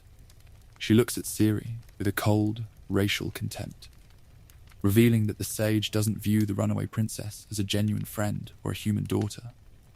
She asserts that Avalak sees her primarily as a biological curiosity, an experiment designed to reclaim the lost genetic legacy of his ancient lover, Lara Dorren. To the sage, Ciri is just the skin that carries the gene. This discovery shatters Ciri's remaining trust in her occult mentor, forcing her to face the fact that even her closest allies view her as a cosmic tool rather than a person. The realization that her entire life has been managed by an elven scholar brings an overwhelming wave of rage and violation. She stands in the center of the clean room, her hands shaking as she looks at the portraits of Lara Dorren that match her own features, feeling the heavy burden of a biological determinism she never asked for. Geralt's response to this crisis is a crucial test of his parenting, where he must choose between enforcing an authoritative calm or supporting her emotional release. If he lets her destroy the laboratory, smashing the alchemical bottles, tearing down the charts, and defacing the portraits. He provides her with a moment of true agency. The act of destruction is a rejection of the sage's script, a statement that her choices cannot be managed by a dead history. They turn the clinical lab into a room of broken glass. They leave the island with a clear understanding of the sage's complexity. Avalak is still a necessary ally for the coming battle against the White Frost, but the illusion of his pure mentorship is permanently gone. Ciri rides out into the Skellige wind with a hard clarity, realizing that the only people on the continent who see her as a human being are the mutant with the white hair and the sorceress with the obsidian star. Part 42. The Ainel and Gales. To decapitate Eredin's strategic support within his own home realm of Tir na Lia, Geralt and Avalak execute a dangerous journey through a series of unstable interdimensional portals. They travel through worlds of sulphurous gas, underwater ruins, and ancient deserts to reach the elven capital, a place of grand white towers and eternal dusk. Their goal is to secure an audience with Gales, the highly influential viceroy, who manages the civil administration of the ANL elves, while the Red Riders are away on the path. Gales is depicted as a person of absolute cultural pride and integrity, a judge who believes in the ancient laws of his race, and who refuses to involve himself in the petty violence of the human kingdoms. He supports Eredin's campaign because he believes the King of the Wild Hunt is acting out of a noble necessity to save their civilization from the White Frost. He looks at Geralt with a cold, civil distance, seeing the Witcher as a primitive mutant from an inferior sphere who has no right to stand in his hall. To break his loyalty to the throne, Avalak brings the Viceroy back to the continent under a magical disguise, leading him to the chamber of a powerful awaremancer in Novigrad. Utilizing her dream magic, they project the historical truth of Eredin's treason directly into Gales' sleeping mind. The vision lays bare the final hours of their previous ruler, King Oberon, proving that Eredin systematically poisoned the monarch to seize military control of the gate. The truth is a visceral shock to the Viceroy's sense of honor. The dream reveals that Eredin did not act out of racial salvation, but out of a personal ambition to rule the multiverse through the sword. The sight of his king dying in the dark from an alchemical poison breaks Gale's commitment to the campaign, forcing him to re-evaluate the morality of the Red Riders' raid. He realizes that the honor of Tir na Lia has been dragged through the mud of a human civil war to satisfy a tyrant's vanity. The political maneuver is a total success, with Gales giving his solemn word that the main standing armies of the NL will refuse to send reinforcements to Eredin when the final trap is sprung off the coast of Skellige. He doesn't offer an alliance to the human kingdoms, choosing instead to wash his hands of the conflict and leave the King of the Wild Hunt to face his own fate on the ice. He returns to his world through the portal, a silent judge who has left his leader isolated. Geralt returns to the docks of Novigrad with a major strategic victory that was won without a single drop of blood. He has stripped Eredin of his empire, reducing the terrifying Wild Hunt to an isolated raiding party that has nowhere left to run for backup. The interdimensional chess move has cleared the board for the final fight, proving that a Witcher's mind can be just as lethal as his silver blade when the stakes involve his daughter's future. Part 43. The final preparations. The surviving members of the Lodge of Sorceresses are forcibly assembled in Novigrad through the combined efforts of Yennefer and Triss, creating a highly volatile magical committee. Philippa Eilhart, Margarita Losantil, and Fringilla Vigo are pulled from their respective cells and hiding spots, their high society arrogance checked by the reality of the witch hunts. They are forced to cooperate with the imperial fleet of Nilfgaard and the entire naval force of the Skellige clans, an alliance of convenience that has no historical precedent on the continent.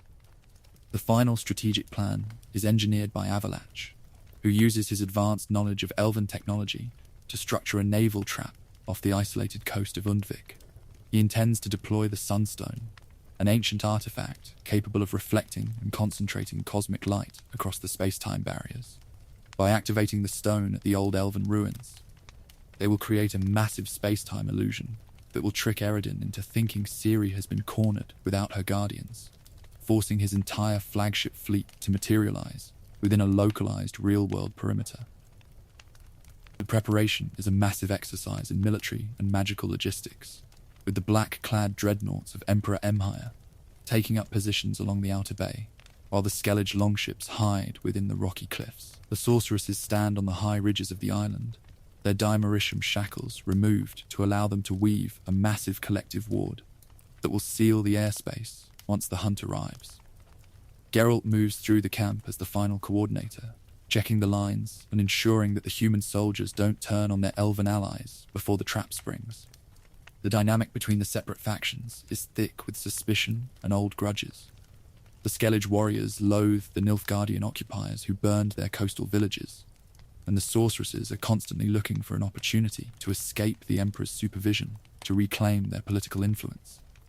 Geralt has to use his reputation as a neutral professional to keep the coalition from falling apart in the mud, reminding them that if Eredin breaks through their line, there won't be a kingdom left for them to fight over.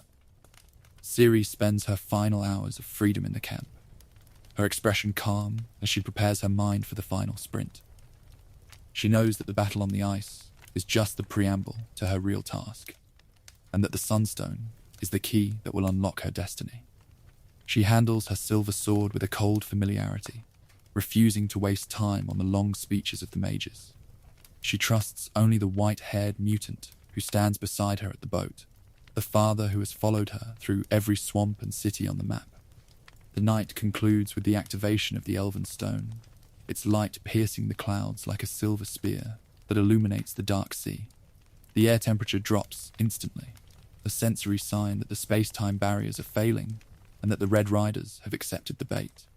The fleets release their anchors, the mages light their fires, and the White Wolf steps into the longboat, his silver sword drawn for the final contract of his life. Part 44. The Battle on Undvik. The waters off the coast of Undvik transform into an apocalyptic battlefield the moment the Sunstone reaches its full resonance. The Wild Hunt's spectral flagship, the Naglfar, materializes out of thin air in the center of the bay, its hull carved from the claws of the dead and its sails filled with an unnatural wind. The ship's arrival releases a massive wave of localized white frost that instantly freezes the entire bay into a jagged plain of thick ice, trapping the Nilfgaardian dreadnoughts and the Skellige longships in a single night. The final confrontation brings together every faction in a spectacular visual contrast of fire, ice, and blood. The Nilfgaardian infantry pour over the sides of their frozen ships, their black shields forming a line against the elven spears that drop from the rifts. The Skellige longships launch their berserker warriors onto the ice plain, their axes cleaving through the skeletal plate armor of the riders with a primitive fury. The air is loud with the sound of exploding trebuchet stones and the screams of the dying, a symphony of war that shakes the foundations of the island. From the cliffs above, the Lodge of Sorceresses unleashes the full power of their collective chaos, casting cataclysmic walls of magical fire that incinerate the hunt's portals and melt the ice lanes. The flames create a heavy steam that mixes with the freezing fog, turning the bay into a claustrophobic maze of shadow and light. Geralt moves through this chaos on foot, his Witcher reflexes pushed to their absolute limit as he duels his way through the elite elven infantry to reach the center of the line. The Red Riders fight with the desperation of a race that's running out of dimensions, their spearmen launching coordinated thrusts to protect their flagship. They use localized teleports to appear behind the human ranks, their blades trailing a cold air that suffocates the soldiers before they can parry. The ice plain is covered in a mixture of red human blood and blue elven fluid, a sensory reminder that the boundaries between the spheres have completely vanished in the heat of the battle. Ciri uses her Elder Blood velocity to act as a mobile strike force, her white blur flashing across the ice plain to clear the path for the Skellige longboats. She moves with a lethal authority that bypasses the traditional rules of combat, her silver blade dismantling the hunt's vanguard before they can form a defensive wall. She's no longer a target to be hunted, she's the primary weapon of the coalition, a force of nature that's cutting through history to claim her freedom. The Naglfar sits in the center of the frozen bay, its masts throwing a dark shadow over the ice plain as Geralt closes the gap. He knows that Eredin is waiting on the deck, and that the Elven King is the final obstacle that stands between his family and a clean life. The War of Empires has compressed down to a single sheet of ice, and the White Wolf must use every mutation and every sign to cut his way to the captain's wheel. Part 45. Caranthir falls. Before Geralt can reach the deck of the flagship, he must contend with Canthir, the Golden Child, Eredin's chief navigator and a brilliant magical prodigy who was trained by Avalak himself. Caranthir stands on the ice plain outside the Naglfar, his golden armor catching the firelight, while his heavy staff channels the space-time rifts that maintain the hunt's mobility. He is the man who froze the defenders at Kaer Morhen, a silent predator whose mastery of navigation makes him the most elusive enemy on the field. The combat begins with Ciri utilizing her Elder Blood velocity to launch a high-speed assault against the navigator, her blade flashing through his defensive wards in a blur of motion. In a spectacular display of physical mastery, she manages to shatter the magical crystal at the tip of Caranthir's staff, successfully breaking the high-speed spatial mobility that made the hunt's armies so terrifyingly elusive. The feedback from the strike wounds her, forcing her to retreat and leave the final duel to Geralt. Geralt takes over the combat on the shifting ice lanes, matching his Witcher reflexes against the navigator's heavy defensive teleportation magic. Without his staff's full power, Caranthir is forced to rely on localized blinks and ice elementals to keep the Witcher at a distance. The duel is a high-stakes game of timing, with Geralt tracking the ozone scent of the portals to predict where the golden armor will reappear, his silver blade leaving deep scars in the elven plate with every pirouette. The navigator realizes his defeat is absolute when Geralt shatters his remaining blade and pins him to the freezing ice. In a final act of pure spite, the dying scholar grabs the Witcher's armor and executes a blind, uncontrolled teleportation jump, dragging them both deep into the freezing oceanic abyss beneath the ice shelf. The magic breaks as they hit the water, leaving Caranthir to sink into the dark, while Geralt is left to fight for his life against the current. The sequence inside the dark water is a frantic struggle for survival, with Geralt's mutated lungs burning from the cold and the lack of oxygen. He has to discard his heavy equipment and claw his way through the shifting blocks of ice to reach the surface. His Witcher senses guided only by the distant light of the sorceress's fires. He breaks through the thin ice of the bay, his body shaking from the hypothermia, but his mind focused on the flagship above. Caranthir's fall has permanently unhinged the hunt's strategy, trapping their ships in the frozen bay without the means to escape back through the spiral. The Red Riders are no longer an elusive force that can disappear at will. They are soldiers trapped in a naval vice, and their king is left isolated on the deck. Geralt climbs out of the water, picks up his silver blade from the ice, and moves toward the Naglfar for the final duel of the war. Part 46. Geralt versus Eredin. Climbing aboard the frost-covered deck of the Naglfar, Geralt finally faces King Eredin Brack-Glass in the final sword duel of the chase. The elven tyrant stands by the captain's wheel, his dark plate armor covered in spikes and his skeletal mask hiding his features. He doesn't offer a dramatic speech or a villainous boast, drawing his massive two-handed sword with a cold, professional discipline that matches the Witcher's own persona. They are two veterans of the multiverse who have been tracking each other's footprints across generations. The battle is a heavy, cinematic clash of styles that shifts across dimensions as Eredin uses his remaining navigation stones to tear open portals in the middle of their exchange. One moment they are clashing blades on the deck of the ship, and the next they are fighting on the edges of crumbling elven cliffs or burning desert plains from other spheres. Geralt is forced to adapt his footing to changing gravity and extreme temperatures, his Witcher signs providing the only stability in a shifting reality. Eredin fights with an arrogant, aristocratic precision, using his reach and his heavy armor to launch crushing overhead strikes that shatter the wood and the stone around them. But Geralt's decades of specialized monster-slaying mutations ultimately overcome the tyrant's weight. The white-haired Witcher moves with a fluid velocity that handles the elven steel, his silver blade finding the weak joints in the plate armor with a series of precise, targeted thrusts. He's no longer just a contractor. He's the final judge of a blood debt. The duel returns to the frozen deck of the Naglfar as Geralt executes a final, clean pirouette that slashes through Eredin's chest armor, pinning the king to the mast. The tyrant lies dying, his skeletal mask shattered and his blue blood pooling on the frozen wood, his breathing shallow as the magic of his armor fails. As Geralt prepares the final strike, Eredin spits out a final venomous betrayal. Avalak has deceived us both. He has taken Ciri to the tower. The revelation turns Geralt's physical victory into immediate ash, realization hitting him that the elven sage he trusted had his own independent goals from the beginning. Eredin dies with a mocking smile on his face, leaving the Witcher alone on the deck while the sky above the island begins to break open.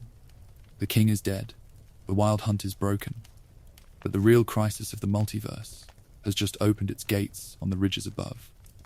Geralt breaks from the ship, his hypothermia forgotten as he sprints across the ice plain toward the ancient tower of Torgvelka.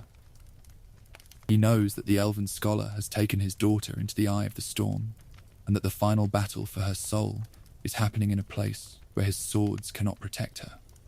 The physical villains are gone, and the White Wolf must face the absolute entropy of the universe to claim his child. Part 47.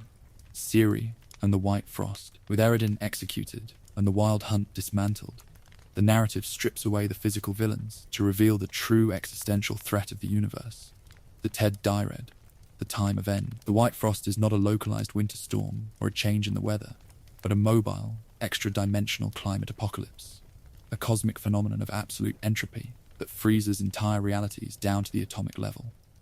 As the sky above Undvik breaks open at the elven tower of Torgvalka, the green valleys of the continent are faced with a permanent winter. Avalak is finally vindicated in the ruins of the tower, proving that he did not betray Ciri to the Empire, but rather assisted her in opening the massive conjunction portal required to face the phenomenon. He stands at the central altar, his magic maintaining the stability of the gateway, while the freezing winds of the void tear through the stone room. He explains to Geralt that Ciri's journey has always been leading to this single moment of cosmic sacrifice, the destiny that was written in her blood before the First Kingdoms were built. Ciri's journey shifts from a battle for physical survival to a profound sacrifice of identity as she prepares to step into the white void to face the entropy herself. She looks at Geralt, her expression serious and free of fear, understanding that her elder blood is the only substance in the multiverse capable of quenching the frost. She knows that running is no longer an option, and that staying behind would mean letting every world she visited be consumed by the ice. She doesn't ask for a hero's medal, she asks for her father's trust. This is the ultimate test of Geralt's fatherhood, a moment where his swords and his mutations are entirely useless against the force of a cosmic disaster. He cannot fight the frost for her, and he cannot pull her back from the portal without doomsing the continent to a frozen death. He has to stand in the freezing snow and let her walk into the dark, relying entirely on the psychological resolve he fostered during their small human moments on the road. The entire game was never about defeating an elven king. It was about preparing her heart to win. Ciri steps through the gate into the white void, the portal closing behind her and leaving the tower in a state of absolute, terrifying silence. Geralt is left alone in the ruins with the elven scholar, the weather of Skellige returning to a calm spring sun while the multiverse holds its breath. The silence of the tower is a heavy burden for the Witcher, a man who has spent his entire second life looking for a child only to watch her disappear into the center of an apocalypse. The victory over the White Frost is achieved not through a magical incantation or a grand sword strike, but through the internal willpower of a young woman who chose to save the world on her own terms. The cosmic ice recedes from the borders of the spheres, leaving the stars to burn and the seasons to turn.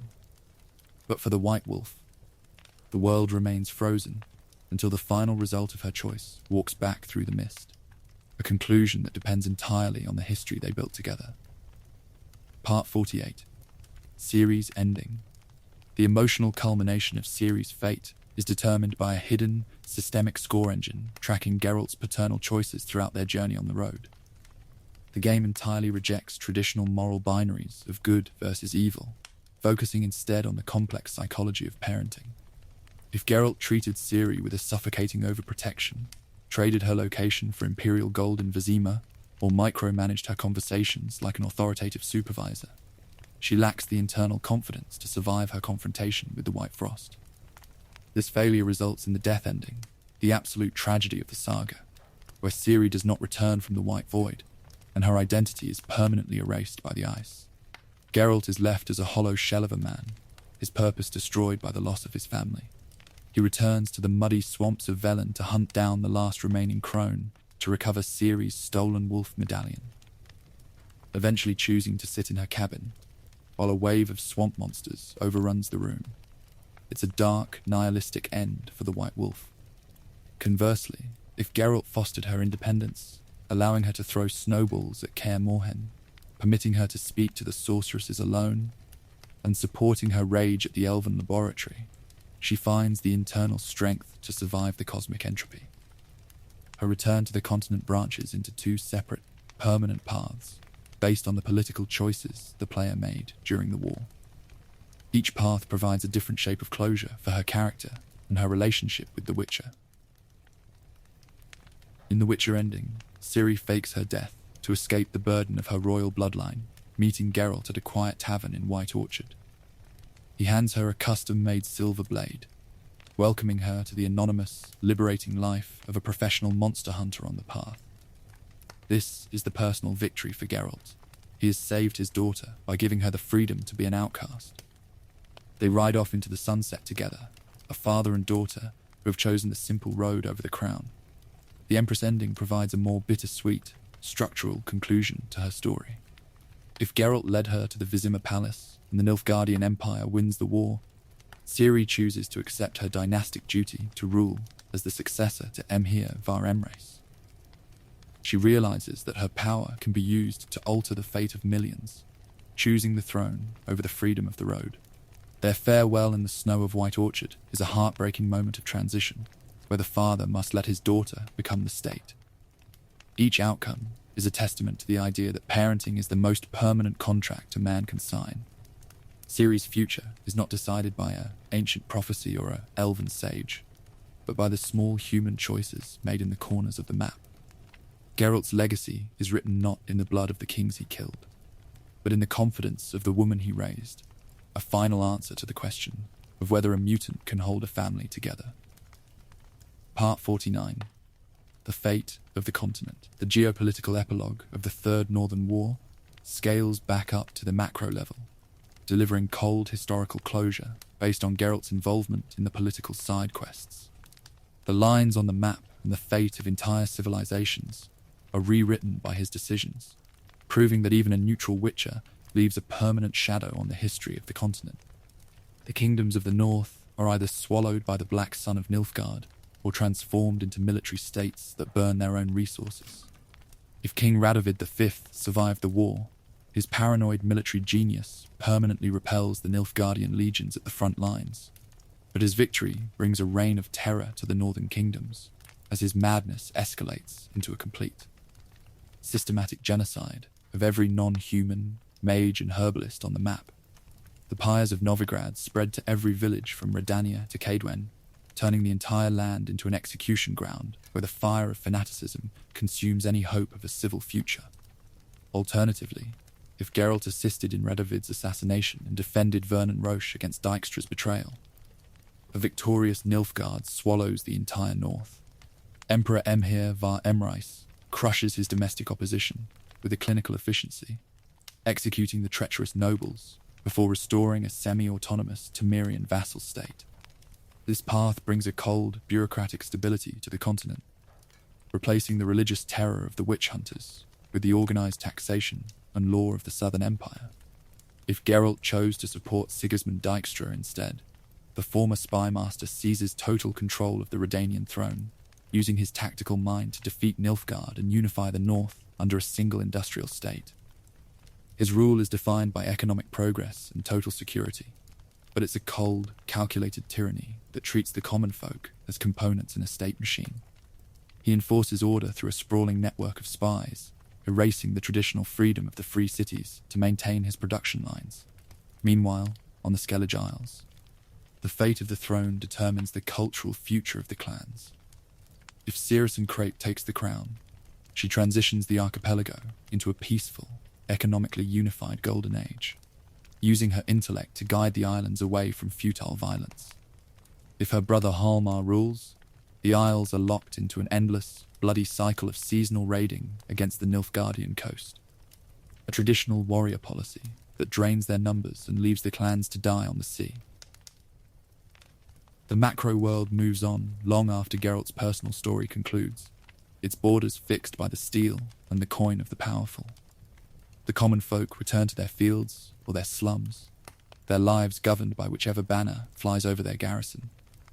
The Witcher's choices have decided which shape of oppression the continent must endure, a reminder that, in the world of the games, history is a machine that doesn't care about the neutrality of the small. Part 50. Why The Witcher 3 Endures. The ultimate legacy of The Witcher 3, Wild Hunt, lies in its masterful architectural subversion of high fantasy storytelling. It masterfully uses colossal genre tropes, interdimensional elven armadas, world-ending climate apocalypses, ancient pagan gods, and sprawling multi-empire wars as mere background scenery for a highly intimate, deeply grounded domestic drama. The entire continental infrastructure, the shifting borders of empires, and the cosmic strings of destiny all ultimately compress down to a single, beautifully simple question: whether a young woman, exploited from birth by biological determinism and political scavengers, is finally granted the basic human agency to be free. The continent doesn't operate on justice. It never did. It operates on who has the bigger army, who has the better mage, and who can afford to pay the Witcher. Geralt spent his whole life in the middle of that, pretending he doesn't have a side. But the journey through the third game forces him to realize that neutrality cannot protect the people he loves. The narrative works because it treats its characters as human beings first, people who have bills to pay, relationships to manage, and trauma to survive in a world that doesn't care about their happiness. The pacing of the search, moving from the forensic dirt of White Orchard to the psychological horror of Velen and the urban claustrophobia of Novigrad, allows the listener to feel the absolute exhaustion of the path. It's a world where the monsters are often less terrifying than the holy men on the pyres or the kings in their flagship cabins. The small, quiet moments, a drink with his brothers at Kaer Morhen, or a ballad sung by a friend in a tavern, are the anchors that keep the story from sliding into total, unyielding bleakness. The game entirely rejects the clean solutions of high fantasy, replacing the concept of a chosen hero with the reality of an outcast father who has to learn how to let his daughter grow up. Ciri's victory over the White Frost is not a display of glorious triumph, but a quiet act of personal sacrifice that succeeds because someone believed in her will. The story ends not with a grand coronation or a parade, but with a quiet conversation in an orchard or a solitary ride into the mist, matching the grounded tone of the profession. Sound like someone who knows everything about the world and has all the time to explain it over an old drink. The white hair, the cat eyes, and the twin swords remain the banner of a legend that has outlasted the very kingdoms that tried to cast him out. Geralt of Rivia remains the central memory of a world that was too sharp for heroes, a mutant who carried the burden of humanity through the frost and the fire to ensure that his cub could find a place to stand. The final smoke clears from the pyre, the black ships disappear back into the spiral, and the road falls silent beneath the boots of the horse. The hunt is concluded, the contract is fulfilled, and the story of the White Wolf belongs to the history books of a continent that will never see his like again. He rides into the dusk, a solitary figure who has found his peace in the center of a broken world, his name whispered in the taverns whenever the wind turns cold.